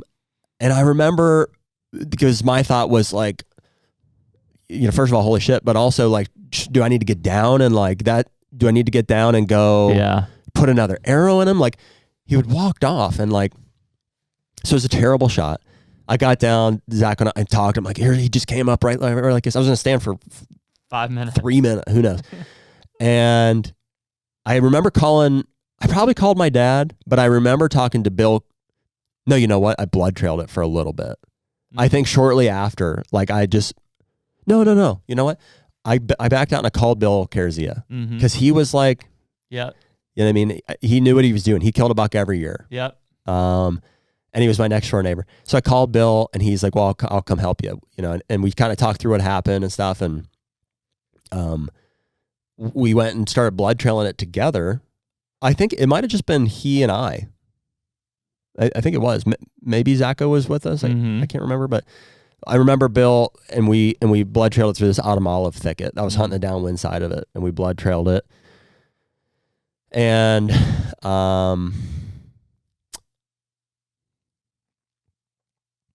it was like sparse blood, but like eventually, man, it's foggy a little bit, but eventually we found it on the other side of that autumn olive thicket. It was dead. Wow. Yeah, like whatever I must have hit an artery or something. I don't remember it being like amazing blood, but there was enough, and so I got him. And it was, in hindsight, it was a 2-year-old 9-point. It was probably like whatever, 100-inch deer. Yeah. I don't know. Stud. Yeah. And I was elated. I was not happy with how it went down. I was like, I don't think that's how it's supposed to happen. And I think I felt like I got lucky there. And also I can remember towards the end of that blood trail, we saw a big buck go across the far edge there. And I was like, whoa. I was like, that's not the deer I shot. Yeah. And so I knew, I was like, there's bigger bucks there too. Yeah. I didn't shoot the next one. The next buck that I shot was that 3-year-old in Ohio. Yep. Which was, what do you think? In hindsight, how long ago? A while, but not that long ago. Yeah. Probably. Yeah. So you're 19 or 20, I bet. 19 or 20. So a few more years passed. Yep. Failures, misses, whatever. So like I've been bow hunting now for, call it 8 years, up until I was 20 years old. And then I killed that 3-year-old in Ohio. And I remember at that time being like, that's a freaking giant. I remember thinking it looks like a mule deer. Yeah. And he was with a 2-year-old. So I was like, there's the comparison. And then things started to pick up. Like it started to, and I've had a few years now where I'm like, I really have been hammering them. I've, last year killed 3, killed a 187 this year, killed that booner in Ohio a couple of years ago. And I'm like, so it took me 8 or 10 years of like just a miserable failure, and just like, why am I doing this? Well, this sucks, Yeah, but it kept you coming back for it versus, we talk about it a lot with like the instant gratification of, kids, like even my own kids, where it's like, boy, I want my kids to have success, but I also want them to have to work for it a bit. HUNTR Podcast is brought to you by Pure Wildlife Blends. Yeah, buddy. We're doing a lot of food plots this year. It seems like the planning, the preparation, like the coordinating for getting everything, in the ground, it's like it just never ends. Yeah, and I just got off an 18-hour bender where I'm on multiple farms getting everything ready. But this year, fortunately, we've got Pure Wildlife Blends, which is Jeff Sturgis. Who better to partner with for our food plot program than a guy who's got 30 years of experience, been on thousands of farms. I mean, the guy lives and breathes food plots. Yeah, and so the blends themselves are all handpicked by Jeff, and it's like, man, we've had a lot of conversations with him over the years, and he's been pretty influential in how we set up farms and stuff. And frankly, the product, it's in a name. It's Pure Wildlife Blend. So a lot of these other seeds that you see that are blue and orange or all these things, it's because they're coated with lime and they're dyed, and it's marketing at the end of the day. So we have a lot of confidence in the seeds that Jeff has chose, and that's what we're going to be planting this year. And so right now, you can use code HUNTR10 for 10% off anything on the website. So if you're looking for switch, clover, brassica, or Jeff's favorite, layer in the rye. Layer in the rye. Yep, check out purewildlifeblends.com. So yeah, I mean, all that said, like I talk about it a lot with my kids. It's like I'm gonna take them to Ohio. If you're listening to this, it's weekend or the week of Ohio gun season. We'll have been there for opening day with my dad. We'll hunt just that first day, and then we'll probably come back on the weekend. But it's tough because like I know that there's several really good deer. It's not necessarily part of it is a matter of like I want to see some of these 3-year-old deer make it through. The other part of it is like I don't necessarily know when I want them to have the opportunity to kill a 120 or 130 inch 3-year-old. Well, dude, let's analyze this because it's interesting in hindsight to think that my dad there was no concept of like age class. No, nobody in Pennsylvania really did, or very few did. Or of me losing interest in it. He didn't care. Mm-mm. You know what I mean? He's like, dirt bikes, great. Trapping, great. Wrestling, school, great. Whatever. Let's do what you want to do. Mm-hmm. I don't recall ever having like him pushing me towards hunting or doing it a certain way. No. It was that didn't exist. It was you wanted to. I had those influence factors, I think just the fact that my uncle did it and that there was the TV, that part of it too. I was like, that's cool. And thirdly, this is a big element of it is even though it wasn't like the full extent of the farm, I had a place to go do it. We had permission from people at church and eventually kind of had the farm there. And I was like, okay, well, I have a place to do it. So that's a big part of it. And obviously easier to do back then than it is now, I think, from a place to go. It was, and I'm trying to remember. Maybe not exclusively, right? Because like I know even the place I hunted, yeah, definitely not. There were 4 or 5 of us that hunted it, and it was 60 acres. Mm-hmm. So yeah, I mean, for sure not exclusively, but I wasn't also trying to control anything. I just wanted to be there. Mm-hmm. I'm trying to even remember gun hunting. Like, I definitely went a few times. You didn't have a deer camp. You didn't do like a deer camp for opening day? No, there was 2 or 3 times maybe that we went and hunted up with Dale on like some of his permission stuff, or even public, and I never killed one doing that. Mm-hmm. There was a few times that we went to the farm and gun hunted, and it never panned out, and I never really I don't remember any great experiences. Yeah. It just was like, it was like a weird step away from bow season. Mm-hmm. And it was brief. And then it was like, okay, that was weird. Yeah. Yeah. Well, I mean, to me, it was always, and it was kind of the unfortunate thing because I didn't hunt outside of the state of Pennsylvania until I left, which was for graduate school. I went to Mississippi. Mm-hmm. Prior to that, I never hunted outside of the state. Mm-hmm. And so, like for me, when gun season ended, the season, when I was younger, the season was over basically. Like my dad didn't really hunt late season. Yeah, me too. So when gun season ended in, second week of December or whatever, you killed one in the late season with bow and PA. Like you were the real deal. Yeah. Nobody was doing it. It wasn't until I was probably, I want to say a sophomore or junior, maybe sophomore in high school that my dad got me a flintlock and I started hunting the late season. And for a while there, I mean, I was on a tear. I killed one buck with a flintlock, but I killed, I don't know, 10 does, 15 does. Like, I mean, we were in, basically a suburban county as well. But I was in farm country. So, I mean, we just, as many doe tags as I could get, I filled. So I don't know how many that was. A lot. I killed a lot of does. But like bow season was definitely. You remember why? Like what? I didn't want to stop hunting. Mm-hmm.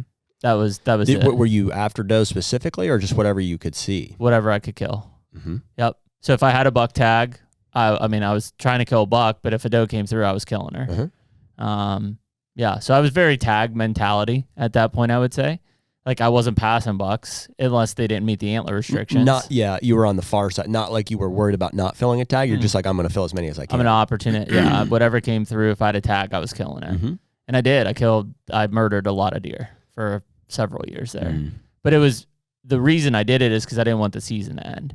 Like when, I bow hunted, I gun hunted, and then after Christmas, my buddies and I would flintlock hunt, and so that would be, we were out of school in high school, we're in college, early college. So it was like, what else am I going to do? Mm-hmm. I just hunted every day of winter break, basically. Mm-hmm.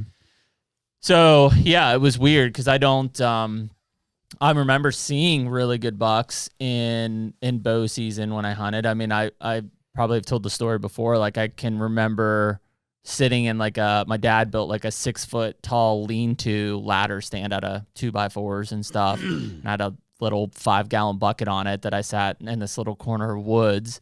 And I want to say it was antler restrictions had just come into play or something like that. Cause I think I ended up passing like my first buck with a bow. It was like a 5-point and it had to have 4 on the side.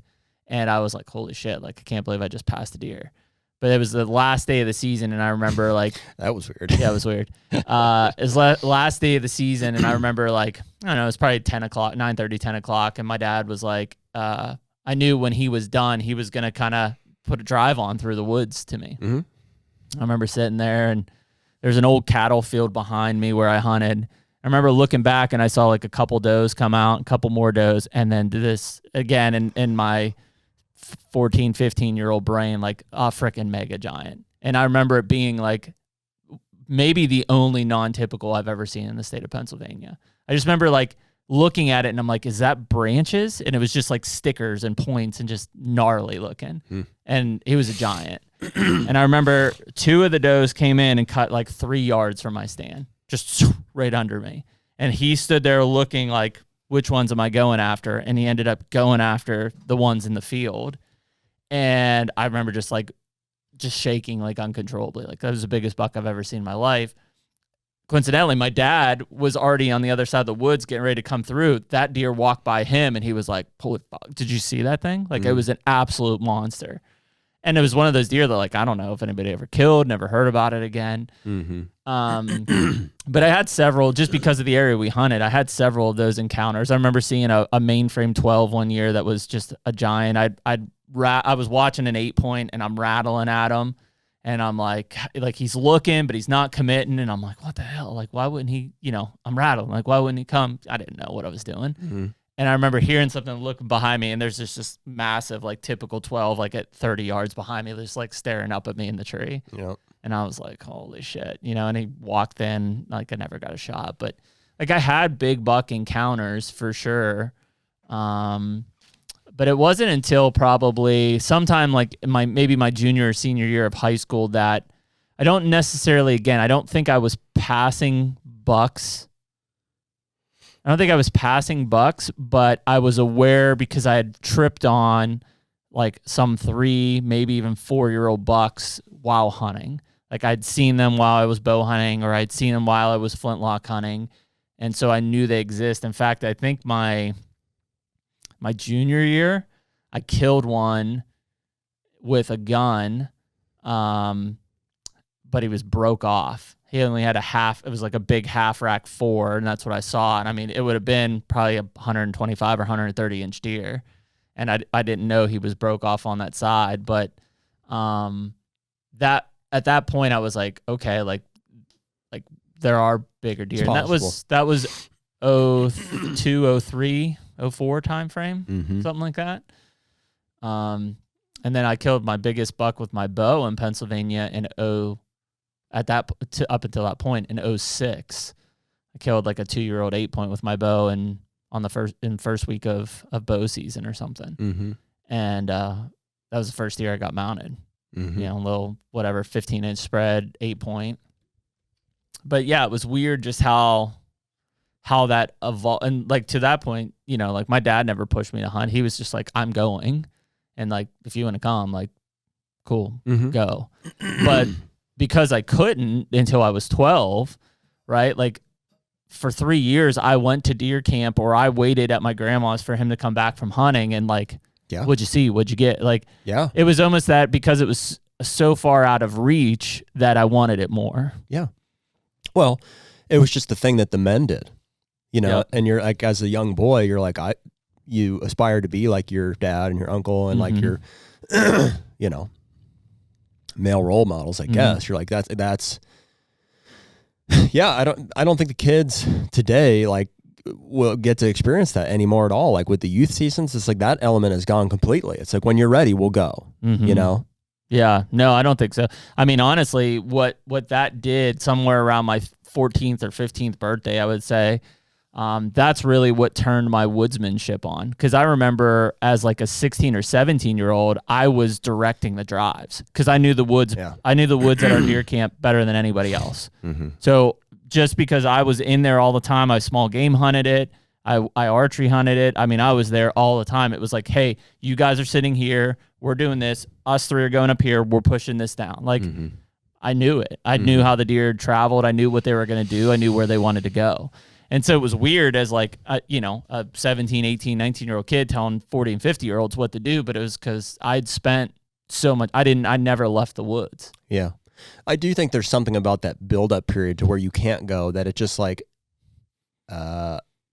it almost builds up some steam in you to like, it didn't matter that I wasn't killing them for the first 4 years. It took me 4 years to kill one with my bow, you know?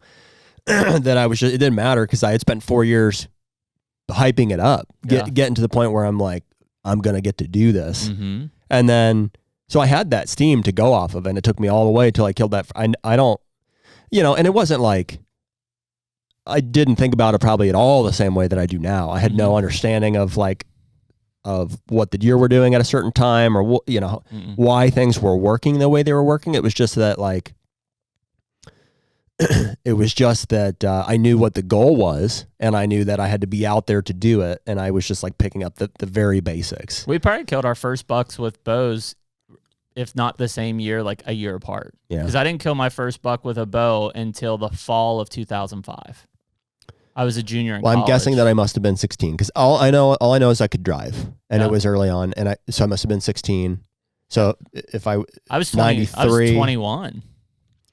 2003, what's 6 years later would be 09-ish is probably when I killed. Yeah. So I killed in 05. I was 21 years old when I killed, and I killed it off the ground because I broke my arm going over the student section rail at the Ohio State Penn State game. Dude, killing a deer with a bow is not a kid's game. I mean, it's just not. Like, it's, you know, I missed a lot, and I wounded a lot before that. I should preface that. Like, I was 21 when I killed one, but I probably missed and or wounded 7 before then. And I mean, I suppose you could debate whether or not it's like, you know, that's ethical or not, but there has to be a failure period. Like, you have to, you know what I mean? Kids and young, us, like teenagers, preteens, had to go through that period of failure to be at the level we're at now. Like, you don't gain the level of understanding or restraint under certain situations, or like to be able to execute on, I would call, some really difficult situations in the woods now without having failed at it for, you know, for me at this point now, 18 years or whatever it's been. Yeah. Well, and I mean, I think that's what continued. I mean, that's what kept me in the woods. I mean, one, I wasn't punching tags all the time, but like, I didn't want the season to end. I mean, I hunted till the day the season wrapped up.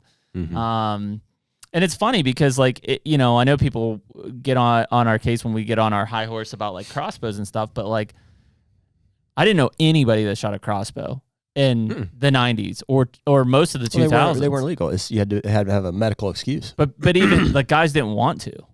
Well, that's why. Yeah. Well, yeah. What changed that mindset? What changed the mindset to where, like, I want... Well, just to drive for big buck. People want things to be easier. I mean, do you think that's what it is? Yeah.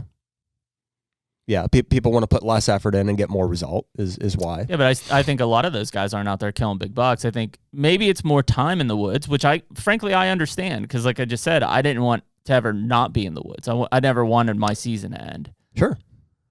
I don't think. I mean, there's maybe some element of that, like that. If you ask somebody, that would come up. They'd be like, "Well, I want to." Because that was the gun hunter not beef, time, right? It's the time. It's like I want to experience the rut. The gun hunter beef was that the archery hunters got first crack at it, and For sure. and had all this time to hunt the big bucks in the rut prior to gun season coming in. I would say it's more first crack than it was all this time, but they're both relevant. Mm-hmm. Yeah, it's also the rut itself. It's that time of year. Mm-hmm. So, but a lot of guys that, I mean, if you just gun hunted, like you would have had to have a realization at some point. You're like, oh yeah, these guys are getting to hunt these different. It's a kind of a different thing that's getting to happen over there. Just probably industry pushed more than anything. But there was the opportunity. Like, yeah, anybody could have bow hunted. So there was a distinction there between like, it looks interesting. I think I'll try it. I think I'll get a bow, or I wish I could. I care for I it wish that I could much. be an archer like you guys, and it was like, well, just go be one. Right. Just go be one. But it was that they weren't proficient enough. They didn't have the time or to be proficient enough, which is still the excuse in a lot of cases. It was different. It was different back then. Like the perception around the seasons and crossbows especially was just really different. Like it was not long ago. It was 5-6 years ago. You'd go back and ask people about try to think how that would have gone down. You know what I mean? It's also advancement, I think, of the industry. Because like in the 90s and 2000s, the only crossbow I remember is the old like Excalibur with like the recurve limbs. Yeah. They weren't considered archery equipment. You know what I mean? It's like anybody using common sense would have said, well, no, it's bows and guns. Like that's the two. So now you have this thing that's introduced that's like it's rudimentary, but it's like you can see how it could be classified as archery equipment. And it was exclusively for handicapped, disabled. I'm not sure what all would have gotten you that medical necessity, but like rotator cuffs, and it's all good. Everybody at that point was like, I think, you know what I mean? I wasn't at the age to where I had an opinion on it at that time, but I would think most bow hunters that were at that time were like, cool, like it's fine. There's plenty of deer out there. Like we're not going to exclude anybody because they're handicapped and can't shoot a bow. Like great. No, I think that's what everybody wanted. They're already dealing with some sort of physical challenge, so we want you to have the opportunity to go out there and do that. Yeah, it was fine.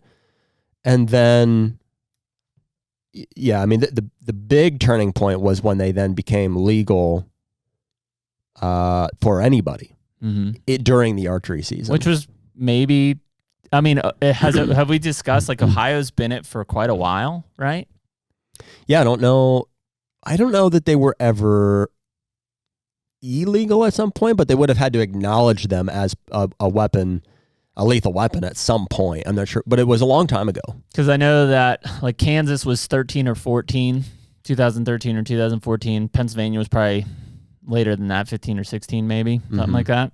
I remember when it happened.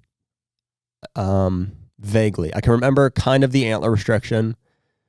Again, I don't think I was old enough to really have an opinion on it. You only hunted during concurrent and antler restrictions. Like you didn't hunt on either side of it. Your 12-year-old side would have been on. It was already in place. You walked right into it from a Pennsylvania side. From the antler restriction and concurrent buck doe. Like but not the crossbowes. I remember the crossbow. No, crossbow was 10 years later. I do remember some discontent with it. Like Dwayne Cherma was Brooks' dad. And he like, so at that point I had gotten a few people that I respected as like, these guys bow hunt.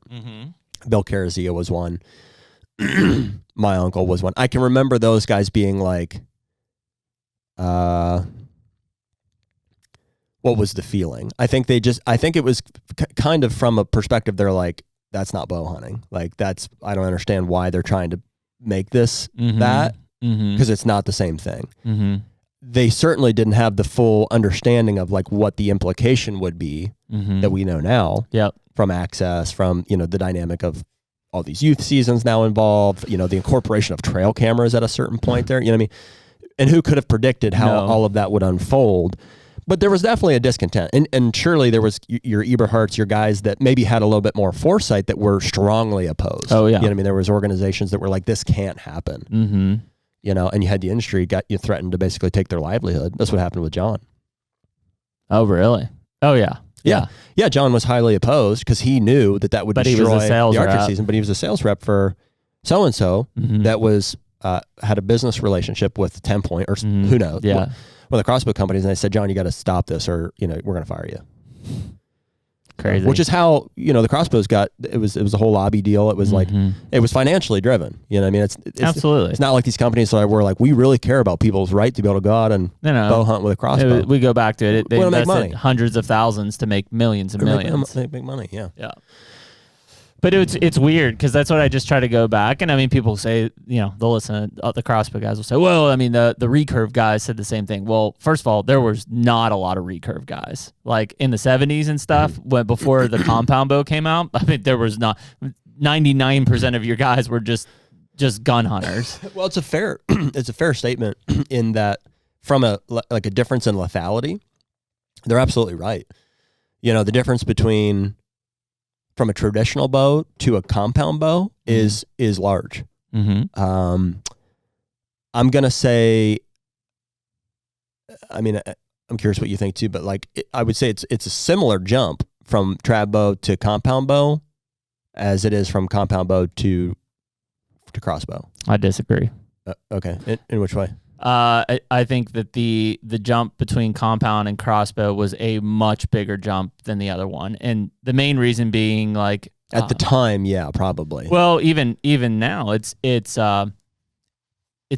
still a physical restriction, right? It's the example I use all the time of level like of difficulty.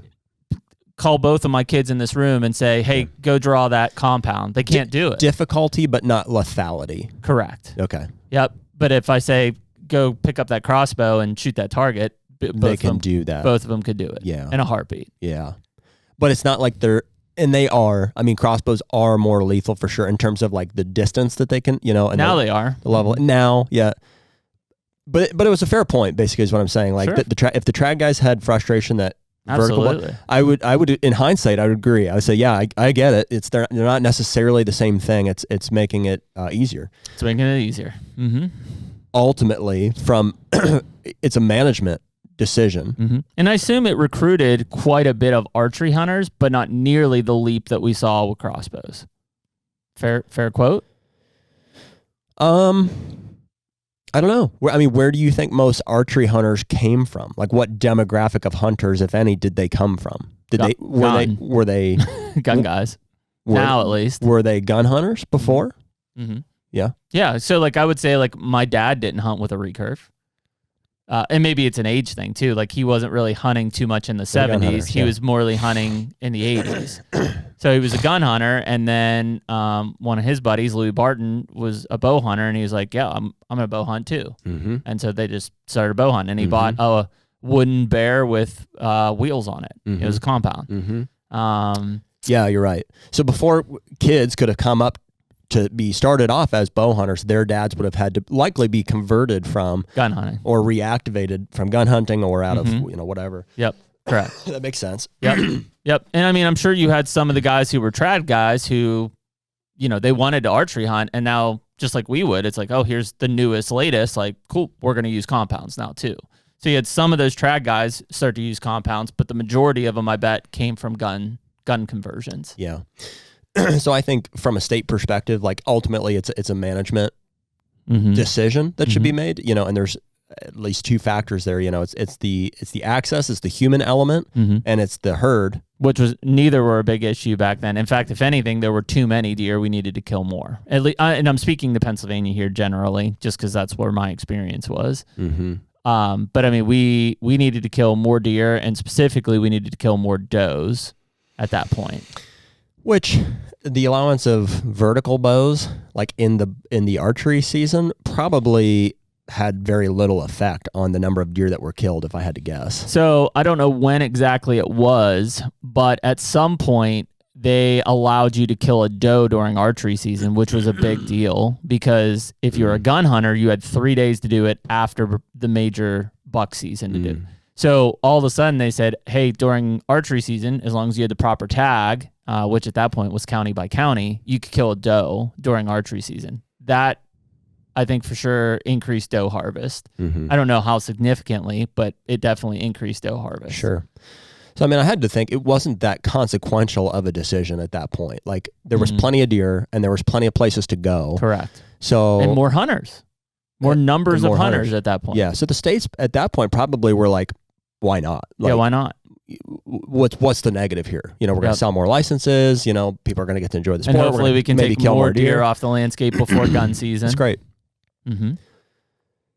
And so then you had like a, you know, I guess those original compounds were introduced in like 80s. You know, so from the 80s until the probably early 2000s. Yeah, late 90s, early 2000s, somewhere in there, like when the crossbows became efficient enough to where they were being used, you know, or like there was a demand for them. Yeah. And I don't know who drove the demand necessarily. It was maybe twofold, like gun hunters that wanted to hunt during the archery season but didn't want to pick up a vertical bow, or maybe also, I'm sure there was a small demographic of your handicap people or whatever. So there was at least some demand for it. And I think where the mistake was made there was that same consideration. I mean, maybe the consideration was made, but I don't know, I guess in hindsight, how you could have the foresight to say, well, here's how that's going to unfold. I'm sure states looked at it similarly and said, you know, okay, there's plenty of places still to hunt. This was early 2000s. We still would like to kill more deer in some areas. Why not? The HUNTR Podcast is brought to you by Better Backstrap. Well, one thing that's undeniable, man, is you and I both like to eat. And so we're going to be partnering with the Better Backstrap this year to have the best seasonings possible for our meat this summer. Yeah. Well, dude, when it comes to venison, you know, it's like you've heard me talk about before. It's like, what does the preparation for all this look like and stuff? And it's like, I really want to make a point of eating more venison moving forward. And some of the Better Backstrap mixtures have made it super easy. Yeah. And so we've got kind of 3 core mixtures. You've got your original Better Backstrap, which is for that grilling of your backstrap or tenderloins or anything like that. You've got your classic taco mix. Always can't go wrong with tacos. Can't go wrong with that. And then you've got your standard SPG in the orange can. Well, SPG and down the hatch. There you go. So right now, if you go to betterbackstrap.com, you can use the code HUNTR15, get 15% off any of your orders on the seasonings, and there'll probably be more coming out here throughout the year. Get yourself a Better Backstrap. I'm having a tough time personally pinning down, like, I feel like this would have been a big issue for me, and I wasn't in the state of Pennsylvania when it happened. So crossbows became legal for everyone in 2009. So I was in Mississippi, then I was in Kentucky, then I was in Missouri. So there were 7 years of crossbow in Pennsylvania before I came back to this state. So that's why, like, I was trying to like nail down, like, boy, like I feel like this would have been a big issue because I was a bow hunter, right? And in 2009, I was 25 years old. Right, like I was in the heat of being a big time bow hunter. I wasn't here, so like, you were also like in your 20s, right? 25. You know, I mean, you know, you and I haven't reached a point of realizing like, hey, maybe we can influence some of these issues until like the last 5 years. Sure, yeah, nobody listened to us. Still don't, but well, it just was the perception of like of laws. I'm like, it's just laws that they pass laws. Like, what can we do to impact that? I think that the conversation that you and I had offline was that, fine, whatever. These laws are in place. Crossbows are legal. Baiting's legal in certain states. It is what it is. When those decisions were made, what did they do to offset those decisions?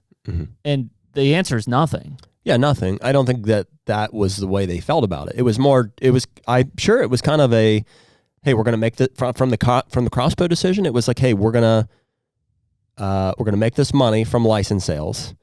There, at the time, it seemed like what was the negative that they were trying to avoid? You know, I don't think there was none. Right. The access issues didn't exist in 2009. Right. There were plenty of deer.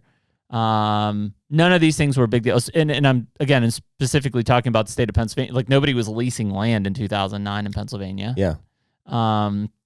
None of it was a big deal. Yeah, so there wasn't like a blaring red flag in their face to be like, well, we're going to do it anyways. But it's surprising that nobody, because I mean, I'm sure as an agency, you look at other states that had them legal and say, okay, like what's going on in these other states?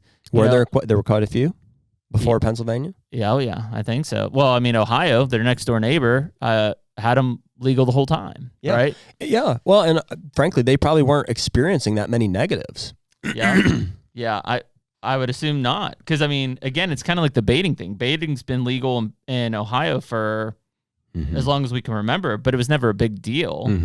And I guess, you know, so if we look at Pennsylvania as an 09, right? 8 years later, 2017 is when Illinois legalized it. You think Illinois looked at Pennsylvania and said, okay, like what's going on in that state? Like what, you know, what are they seeing? Is there any kind of issues? Because I don't think, to your point about like, I don't even consider the crossbow lethality, besides it is allowing more people like younger kids and things like that who couldn't shoot a vertical bow to be in archery season. From a lethality standpoint, I don't look at it as much, but from a hunter days of field, that was what blew the roof off of it. Right. And I don't think that they looked at that at all. I don't think they considered that at all. I don't think they even thought about it. That is what's killed. And again, people can jump and bandwagon onto it. That's what's killed access. Period. That's what, sure, big bucks and industry and all this other stuff. In conjunction. Yeah, it's not. Yeah, cell cameras, all this other stuff has to. Yeah. But without time to do it, none of those other things matter. Cell cams don't matter. Corn piles don't matter. Industry doesn't matter. If you can only hunt for 2 days a year, you're not going to go drop $5,000 on a lease. Right. But if you can hunt 15 or 20 days a year, you are. And you did. Right. And that's what killed access. Right. It is you've created more opportunity, more days, which in most people's mindset is good, but it is absolutely killed access. You can have corn piles, you can have cell cameras, you can have all these other things. If you don't have time to use them, you are not going to lock up land. Yeah. Well, the variable now that how could you have known that back then? I mean, I don't know that I can hold anybody directly responsible for it, but it's like it's the dynamic that was created by lowering that barrier to entry, which was the archery season. You know, I mean, it's like okay, which of these things, or which conjunction of them is going to motivate people enough to occupy property, to what's the word, like to just to occupy, whether it's to lease, to buy, I mean, control. What's gonna get it to a point, and it's those whatever 3 or 4 things that. But time is the foundation. If you and I, for sure, I agree. If you and I agree, when we were looking to buy land, if they said, hey, in the state of Illinois, non-residents can only hunt for 5 days. Yeah. Would we have bought in Illinois? No chance. Exactly. Yeah. Doesn't matter if we can use cell cams. We're on exactly the same page. I just want other people to understand. I feel like we've diagnosed it because they're going to say, well, you're hypocritical because you do that. No. It's time. Time is the baseline. If I could hunt 5 days in a state, I would never buy land. I would never lease land in that state. That was the shift. I mean, and I'm ignoring for the time being cell cameras being the other big one, I think, which is your monitoring device, which makes you efficient with the time that you do have. Which probably 2011 is when I started using cell cams, give or take. Regular cams too. I mean, both cameras. Yeah. But more so cell cams for sure. Big shift. So, what happened was you had all these guys, like 90% of people gun hunted, of hunters gun hunted. Yeah. And maybe some of them wanted to hunt during the rut, and maybe some of them were interested in like seeing what this archery season was about. But when you lowered the barrier to entry in archery season by allowing crossbows to be used, a large percentage of gun hunters were like, here we go. This is my opportunity. And so they're now, like you said, instead of hunting, 2-3 days a year or whatever the gun season was. I mean, it was, in most cases it's 7 to 10 days at the very most, but they're only hunting 2 to 3 of them. Yeah. And this, in fairness, that's a factual it's statement. Not like they couldn't hunt during the archery season. It's just that they chose not to. And that was a good thing because of for the barrier everybody to entry. at the time. Yeah, Had to buy a vertical bow, had to learn to shoot it, had to be proficient at it. My range is 25 yards and in or whatever, 30 and yards with and all in. those guys are like, well, I'm not that into it, There you go. That was it, right? I'm not that into it. It seems cool, but it's fine. I have other stuff to do. So yeah, a lot of those people shifted, and now you have very much a compounding effect where there's no doubt the industry is to blame from a demand standpoint. Like big bucks became a highly sought after commodity. People realized how cool they were. They realized what was out there. And at the same time, you had trail cameras coming into the equation, and then eventually cell cameras, which allowed us not only in a positive way to monitor and manage deer and say, okay, hey, maybe I want to pass some. Like that's positive. But what people couldn't understand is now I have the ability to monitor property without ever being there. Yep. I never have to be there. So now I can do that, and I have all this time to go and justify being able to monitor this property and wait for the one that I want to kill in the meantime. And so you can see how it's making more and more sense between all of these to increase my presence in the deer woods. I'm going to buy land. I'm going to lease it. I'm going to go out of state. I'm just going to monitor them all with cell cameras. And now I have these, I can go hunt it with a crossbow, in bait states. I can just run these cameras over bait, and it's becoming, it got to the point there where this is where we're at now. It's the falling domino too. Like the fact is it maybe when that hit wasn't as big of an impact, but then all of a sudden when, whether it's guys like we're like, well, wait a minute, we better lease something or buy something so we have access and we can control what we can control. And then the outfitter's like, well, shit, this is my business. Right. I need to lock up a lot of stuff because this is how I make money. This is how I have to have. The more land I have, the more people I can take in to hunt. And that domino effect then trickled down to even the guy who maybe does only hunt 5 days a year. And he's like, shit, if I want to hunt, period, I at least need to lock down this 5 or 10 acre piece. Dude, I stayed with Brackett on this last Illinois trip, and he's got that piece of property for sale in Clinton. And it's great property. There's decent deer on it, I think. And he's asking more than that's why it hasn't sold yet. It's overpriced. And he said that he has had, and maybe it's an exaggeration, but I'm like, no, seriously, dude, like how many? He's like, I've had over 100 people call me and ask about leasing it. Oh yeah. Over 100. Well, dude, I'm part of the, I think it's Ohio land for sale thing. Yeah. Somebody will comment and say, hey, I'm looking for 80 acres south of I-70. Let me know what you have. Somebody will comment. The original owner or author of the post won't say shit. There'll be 30 comments under, like, PM me, tell me the details, PM me. Not even, like, they could ask for $8,000 an acre. And the demand is just, it's unreal. It's a feeding frenzy. I mean, we talked about it in Illinois. It's like, I talked to multiple real estate agents in Illinois. There is very few properties for sale in Illinois from a hunting standpoint. You put one on the market, and it could be a piece of shit. It'll sell. There is a ceiling. I mean, yeah, Chris is asking a lot for that property and hasn't sold. There's a ceiling. People need to still feel like it's going to be justified in some way, and if they just need to know there's a chance. That's it. Yeah. If there's a chance, and it's not a crazy price. For example, dude, on that property there, and this is what I told him. He was like, "Should I lower the price on this?" My feedback was like, "Dude, if there was 90s on there, I'd pay any price."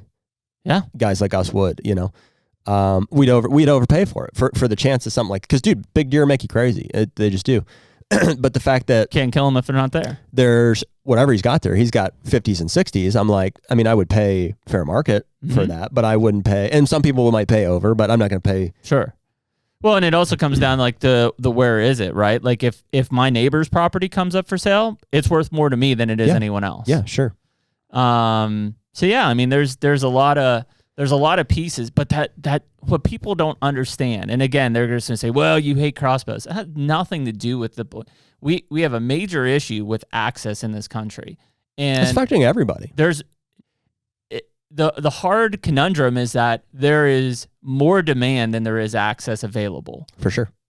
We have less hunters than we've ever had. That's a fact. Less hunters than we've ever had. And yet we can't put people anywhere. People are having bad experiences. Going back to the harvest stuff, and again, this is the mentality of like, what, why do guys do this? Opening weekend in Michigan, they killed $5 to every one doe. Mm-hmm.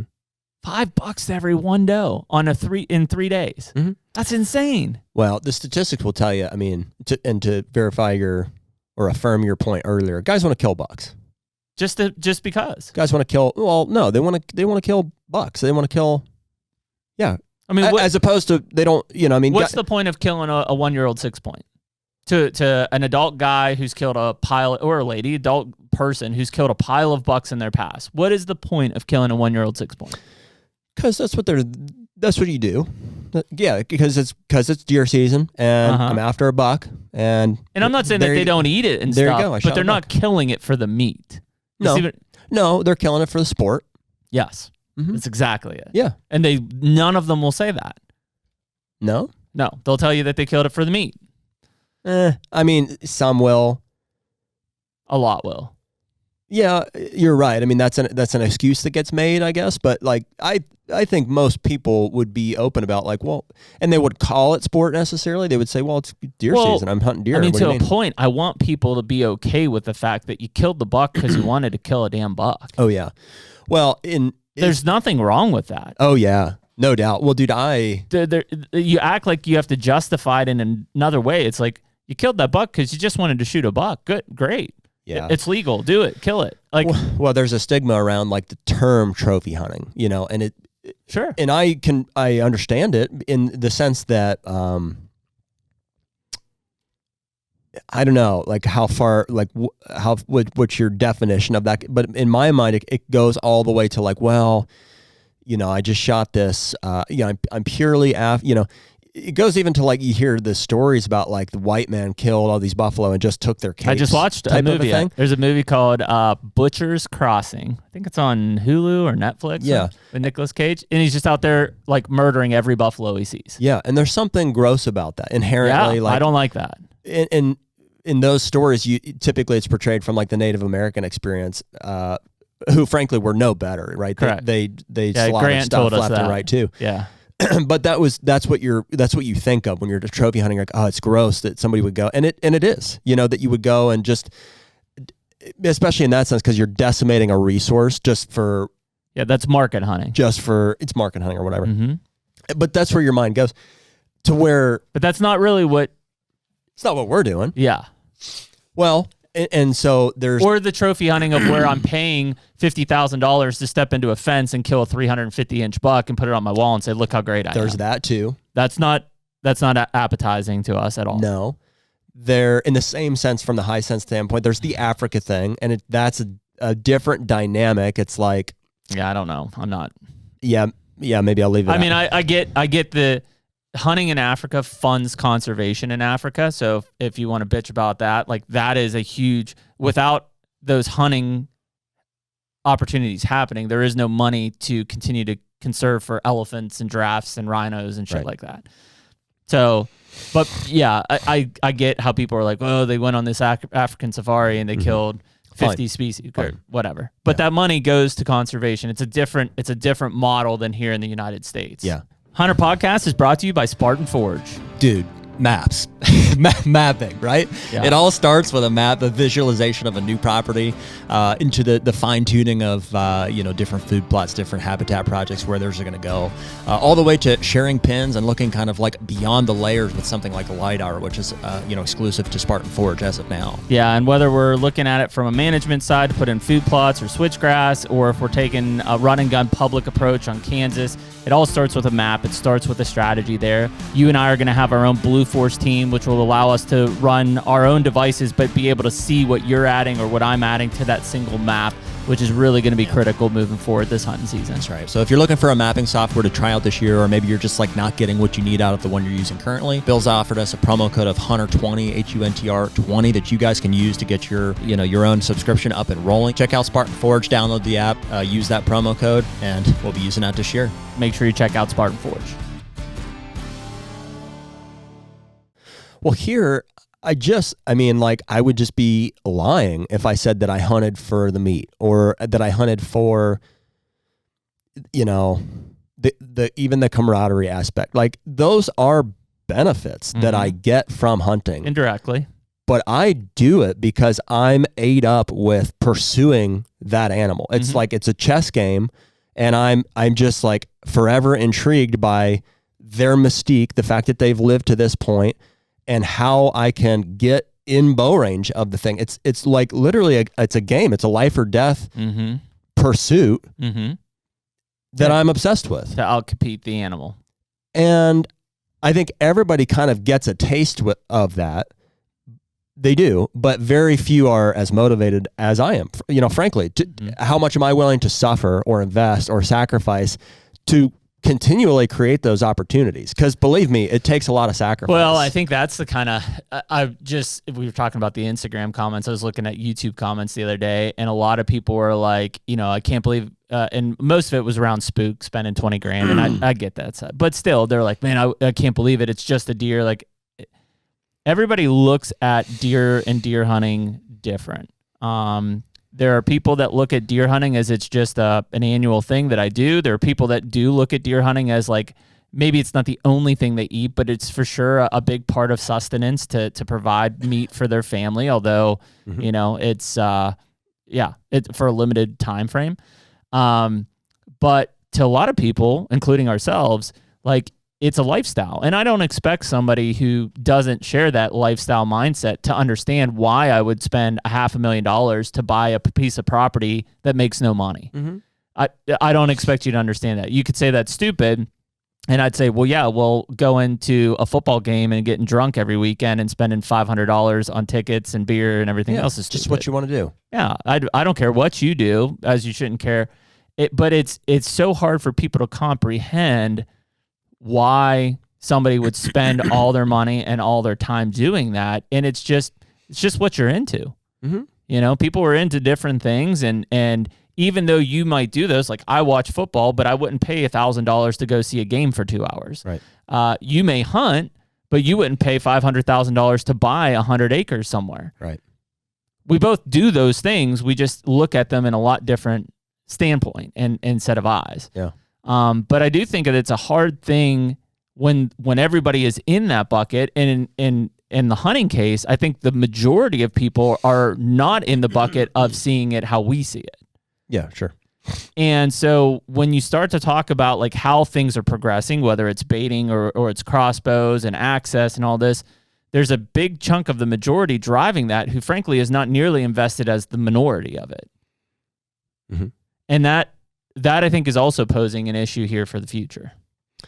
Well, it is what it is. I mean, from a license revenue standpoint, and probably from a herd management standpoint, like you need everybody, right? And so, you know, we want everybody that wants to, like, it's not like it's our passion. Nobody else can have this passion. No. The more people that have it, I'm like, that's awesome. Like, that's super. Yeah, but I don't want anybody to ruin the opportunity to have the passion either. What do you mean? If there continued liberalization and opportunities, and that erodes the opportunity. Well, that's overall. the potential negative. It's like, and so on one hand, I'm like, it's awesome that so many people have this passion that are excited about it the way that we are, on varying levels. However, you know, if that's going to be the case, then we need to, as a group of hunters, like restrict ourselves because it's a limited resource. Yeah. And we can ruin it for everybody. Yeah. And like, you know, not to be the Debbie Downers of the situation, but I've seen a lot of people saying, hey, we think Ohio is going to do that. Ohio is never going to not let non-residents hunt. They've foot 70% of the bill for license revenue. Right. It's not happening, guys. Right. You might hear rumors, and it isn't happening. They're not going to put a draw system in place. They're not going to ban non-residents. They foot the bill. That's how the structure was set up. That's how it's been. Unless they make a dramatic change, which frankly they have to make residents pay for the licenses, which is like blasphemy in Ohio. You know what I mean? Yeah, so it's just not going to happen. You know, and it's the same with, we talk about these other ones. It's like, you know, I've heard the same out of Illinois. They're like, man, so many non-residents are hunting Illinois. Like, we need to do a draw. I'm like, well, why don't you just go to $1 instead? And they're like, what? Or better yet, this is the kind of consensus we came to of, like, you know, when they were considering, knowing what we know now and about how crossbows affected the dynamic of, you know, the seasons, but also how many gun hunters came over. The trade-off that should have been made at that time, if they said, if we're going to allow crossbows in the archery season, is we need to move the gun season back 2 weeks. Yep. And probably make it shorter. Mm-hmm. Yeah, that's what should have happened, Mm-hmm. you know. And who knows? We probably still would be having. We definitely would be having the access discussion, because that's even more reason I think for people to want to do this. Mm-hmm. So that would still be a big problem. I don't think we'd be complaining as much about the quantity of bigger bucks. Yep. What people really should have done, and I say people, I mean state agencies in the Midwest and the Northeast, is they should have taken a hard look at the Southeast. So in most of the Southeast, they have extremely long gun seasons. You know, South Carolina opens in August, and I don't think it ends until January. Mississippi's got multiple gun seasons. Alabama's got a month-plus long gun season. In all of those places, since like way before the early 2000s, leasing has been a monstrosity of a thing. Mm-hmm. But there's larger parcels owned by like large paper mill companies and stuff. And that's where these hunt clubs have come into play, right? There's 40 guys as part of a 3,000 acre hunt club in Alabama, or 50 guys as part of a big lease on the Delta of Louisiana or Mississippi. Those things have existed for a long time because the 100-day demand was there. It's been in place because of these long gun seasons. Mm-hmm. When we were getting ready to do that in the Midwest and the Northeast, we should have looked down there and say, boy, I wonder why. I mean, I remember when I went to Mississippi, I'm like, so you guys lease property? I'm like, how much do you pay? They're like $5-10 an acre. I'm like, why do you lease it? And they're like, where else are you going to hunt? And I'm like, I don't know. Like, you guys don't just have permission? And I'm like, no, everything's leased down here. And it's because there's so much time to hunt. We never had that in the Northeast or Midwest until the advent of crossbows into the archery season. But we also don't have the parcel size to sustain what they're doing in the South. That's what's created the access issue. If you got into the South, I don't think access is as big of an issue as you think. You could find a hunt club membership in a lot of different places. You're going to share it with 30 guys, but you got 3 or 4 or 5 or 10,000 acres to hunt. When you look up here, we don't have those blocks. Those don't exist. So instead, it's individual leases, which are not nearly as common as you would see in the South and Southeast. They exist. Like, some people have individual leases or people own property, but there's a lot of hunt clubs and a lot of big paper type company leases that are like a bunch of different guys on there. Mm-hmm. And we can't do that because we have small 20, 40, 80 acre parcels. And so it's created this fragmentation of leasing. Instead of 40 guys being on 1,000 acres, our 40 guys occupy like 10,000 acres because of the way that it has to be spaced out and grabbed. That becomes a big part of the issue that we're facing, is there's just not as much habitat and deer space to occupy in these places, and it's smaller parcel sizes. Yeah, it's something that we talk about a lot, and people probably get fed up with it, but it's because it's such a big issue, and it's only going to get worse. Like, I know many people, when we were talking about the high fence thing the other day, people are like, well, we're already there. It's a rich man sport. It's going to keep going that way. Oh, yeah. Yeah, the less affordable you make things, and like the more demand for a limited resource is, like, it's just gonna, if you have like rich, middle, and poor classes of hunters, like, guess who's gonna win? Yeah, the rich are gonna win. Yeah, your rich people Every are time. gonna buy all the leases that you have now that you think can afford. They're just gonna keep going up. They're gonna get leased what are you out from paying, under 50? you. Great, we'll pay 100. Well, I can't afford. I'll go 125. Yeah, we'll go 150. They'll always pay more than you because money is not an option. Yep. Same with the land side of things. Yes, there is an acceptable cap of when it's a poor investment, but it's only, I mean, land is worth what people will pay for it. Yeah. You know, if you have a piece of ground and you're like, I can't believe they're selling that for $6,000 an acre, boom, it's sold. Guess what? It's worth $6,000 an acre at that moment. And you can say the number one thing we see as real estate agents all the time, and they're like, well, I'll wait till it comes back down.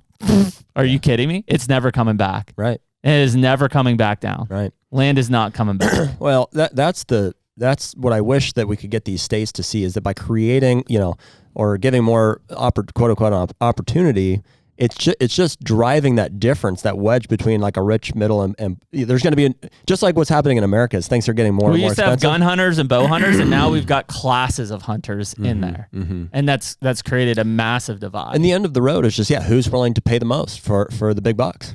And it'll be the guys who are most invested in it. Yeah. Well, and just the people that have the money is what it is. It just creates division between rich and poor. And it's like, none of us want that. All of us want everybody to have, and because guess why? It's more than possible. There's plenty of. We have less hunters and we have probably a little less land than we used to have. But somehow the entire dynamic of how access to hunt has changed. Yeah. It's not the number of hunters and it's not the acres available. It's the legislation and regulations that have changed the demand. Period. That's it. Period. Yeah, for sure. Yeah, that's wild, man. I just, as we get through these gun seasons, and part of it is I've seen a lot of people having not so great of seasons, and I don't want them to get down on it because which is why we talk about, hopefully people hear that we should be making changes on some of this stuff, is that it's far too often possible to have really good experiences and to go out and, chase big bucks or even have good experiences on public land in places. It's just, you've got to be able to maintain your expectations, but you got to be aware of the surroundings that's happening with you. Like if you're in an area that's just getting leased to shit, and whether it's by an outfitter or just individual guys, you better recognize that if you're not paying for land access, you're pretty much going to be on the outside looking in soon. And that's a shitty situation to be in, especially if, you're a young kid and you don't have money, or you have a family and you don't have money to commit, but it's a reality. Like it's coming. Unless something changes regulation wise. And I know people don't like restrictions. They don't want more laws in their life, right? They don't want more government in their life, but ultimately that's the only thing that's going to regulate the number of days of field. Even if they would ban or went to a draw system in Ohio for non-residents, residents would immediately suck up the inventory left behind. Yeah. Immediately. It's not going to do anything. It's not going to change anything. Yeah. It has to be a difference of the actual change in the days that they're committed to. It's just going to create that division more. Yeah. That's it. Yeah, it's not going to do anything. Well, and the alternative is, I'm all for it. It's just like, I wish that, believe me, nobody wants government restriction less than I do, but it's like, okay, great, let's do it ourselves, and it's like, clearly we're not capable. I mean, it comes back to the fact where if the state legalized tomorrow that you could go out with a thermal at night over a corn pile and shoot them with a rifle from September 1st to January 31st, people would do it. 100%. Yeah, 100%. Yeah, we can't self-regulate. No. Which is why we basically put the buffalo stink back in the day. Yeah. No self-regulation. Yeah. Well, I mean, I feel fairly like we've reached a point of understanding here, at least between you and I. Like for a long time, we were like, what's going on here? It's like, there seems like there's more hunters, but they're telling us there's less. It's like, we're past that point. It's like I feel like we've fairly accurately diagnosed the reason that people are spending more time in the woods and are therefore willing to invest more, to occupy more land, and therefore, why access is declining, why quality is declining. Like I mean, we don't know everything, but I feel like we've got our head fairly wrapped around it here. And now we need some of these state agencies to listen, or, to be able to like at least have the ears to empower these state organizations, who are pushing for change, or if at any point we're involved in some sort of a national, culmination of that or whatever. But it's like, yeah, it's pretty clear like what needs to happen, and it's not going to be easy to put the cat back in the bag, and some of them never will. But it's not a lost cause by any means. Somebody's going to have to take the leap and kind of close their eyes and hope that we don't pour out too many hunters out of the bag, that it causes a bigger issue. Because I think once we get over that initial spill, it will level out, and I think it eventually will fill back up. But in any which way, we're bleeding out right now in a lot of the states from hunters. Yeah. So, somebody's going to have to take the step forward to say, okay, we're just going to do this and see what happens. Your diehards aren't leaving. If they really care about deer and deer hunting, they're not going anywhere. The people who are, basically, weekend warrior, one and done type stuff, I don't want to take the opportunity away from them, but they may take a step back if things get harder for them or they have less time to do it. But I mean, what's the other options? I mean, there's guys in central Illinois who are not seeing any deer because of overharvest and EHD, who are like, I'd rather see the season shut down for three years. Season shut down for first of all, your insurance companies will never let that happen, nor will like your agricultural side of things. But if that's what you're telling me needs to happen to bounce it back, like that's a dangerous situation to get in, because you go 3 years without hunters and they're like, holy shit, we don't actually need these guys out there. I mean, I understand. I do, but I don't understand why it's so hard, like to try some things. You know what I mean? It's like if we can pinpoint a few things that we feel are affecting this, decisions being made by people to either shoot certain deer or occupy certain lands, just restrict them temporarily. Just, if frankly, and Chris and I were, the cell camera one is we're having the discussion about there. And it was like, I feel pretty strongly that, that is a major, I don't know if we go all the way down that today, but like cell cameras are a point of discussion for this, clearly, because they are the thing that allow you to monitor properties without being there, which clearly can give you some justification for purchasing property that you don't live on. Right? Or leasing as much as you possibly can, even with the intentions of I may or may not hunt it. Or leasing, whatever. I'd rather monitor it and make sure nobody else is hunting it than not monitor it. So in the same way that you said, if we had 5 days to hunt Illinois, would we have bought land there? The answer was no. If I couldn't run cell cameras on a remote piece of property, like especially 9 hours away or whatever, would you buy there? The answer for probably not. Probably most people is no, probably not. Yeah. At least it's at least a factor, in that decision process. Because that's not preventing you from killing big bucks. They could still be there. They're harder to pattern. You got to, if you're only coming in for 2 days or 3 days. The other argument, and it's Chris Duncan that I'm talking about, would push back and say, well, they've really helped people from a management level, and he is right about that. Facts, definitely true, but that has a glass ceiling. Or a ceiling, whatever. But also has created an efficiency of killing that's probably off the charts. Like, think about how easy it is to pattern a 4-year-old buck. 100%. And I would stand firmly on the argument that it has killed more deer than it has saved. I would agree. Yeah. Because guys' standards just aren't that high. Because of everything else that's happening around them. Can't be. Yeah. Can't blame them. Yeah. So it's, great that it maybe has me passing on this 2-year-old or this 3-year-old, but nationwide, the number of guys that are passing on 3-year-olds, and especially 4-year-olds, is extremely low. Yeah, including myself, and in many of my property in Kentucky and probably even Ohio. Like, I'm probably not. Yeah, understandably. I'm probably not there. That's okay. I'm not blaming anybody for that. I'm just saying, the reality is that's not a mature deer. Correct. And so if the goal is, a healthy deer herd with mature deer in it, cell cameras are not helping. No. And a big piece of that they're not passing 4-year-olds is that because whether it's because of cell cams or everything else we talked to, like, they can't get them to 5. If I keep passing them and they just keep getting shot by somebody else, like, eventually that's pretty deterring. Yeah, it puts the decision in your hand. You're like, okay, I've made the decision to pass it at 2 and 3 because most people would, and I feel like there's a decent chance, in certain areas. But it also has given me the ability to kill him now when I want. Yep. Which is, Yeah, Lee Lukoski calls the shots. That's not because Lee's out there, glassing fields every day and walking through the woods and stuff. Well, guess what? It's if you want to use everything at your disposal, it's not that hard. Like, if I wanted to, and we are running cell cameras on our Illinois place, and if I got and if I had enough time there, I would kill that buck with my bow. But could have killed him with your gun. Well, and that's what I'm saying. All the weapons at your disposal. If I wanted to go and shoot him with a gun, which again, 99% of people are going to default to when gun season comes. All right, I'll just go kill him with a gun, and they do it, and they kill it, and it's dead.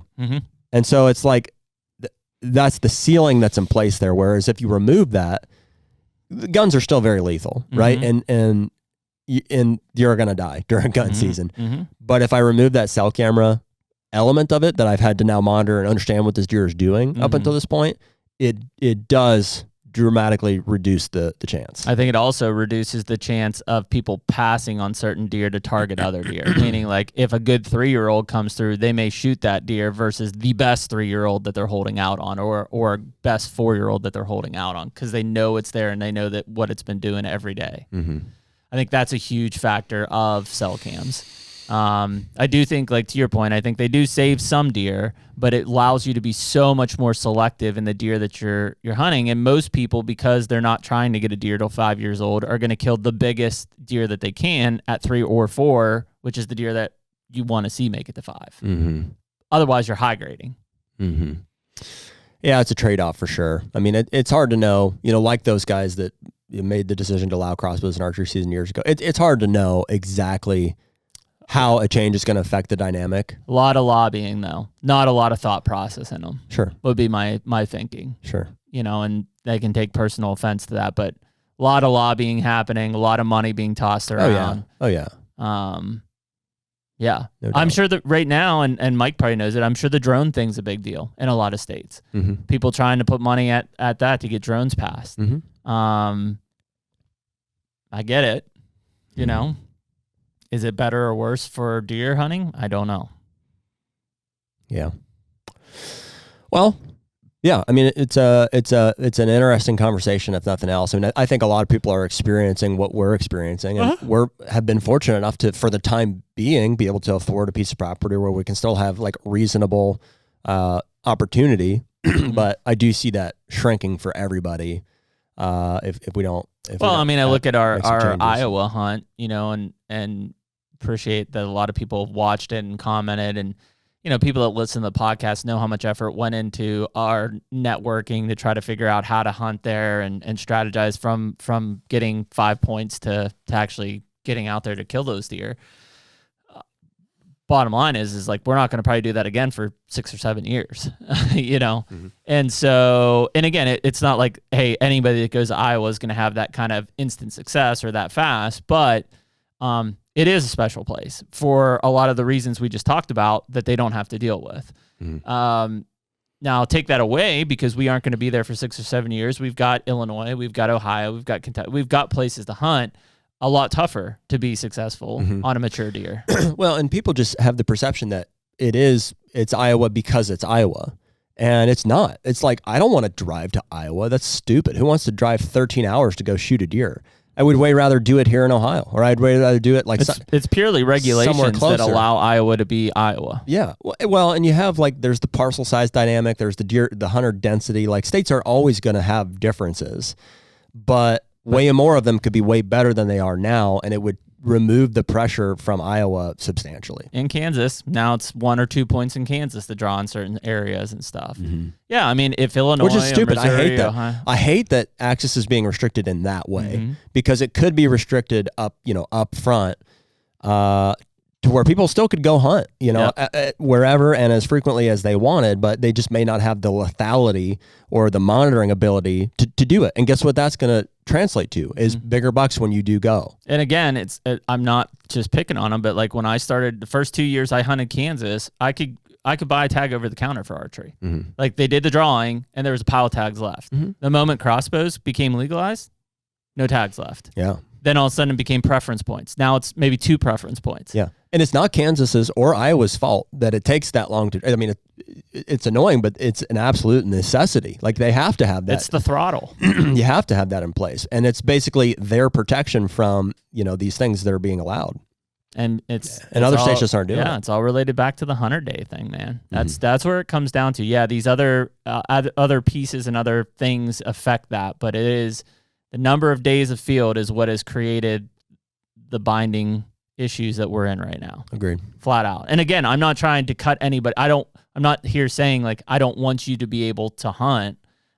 It's simply that without some adult saying that there needs to be restrictions on this or we have to back it down, then at some point it's going to be like North Dakota, which is like what they have to, like, residents have to draw for like gun tags and stuff. Well, guess what? There's always been opportunity. Like, yeah, just go pick up a what bow. do you mean? Like, who has ever been restricted in their hunting right?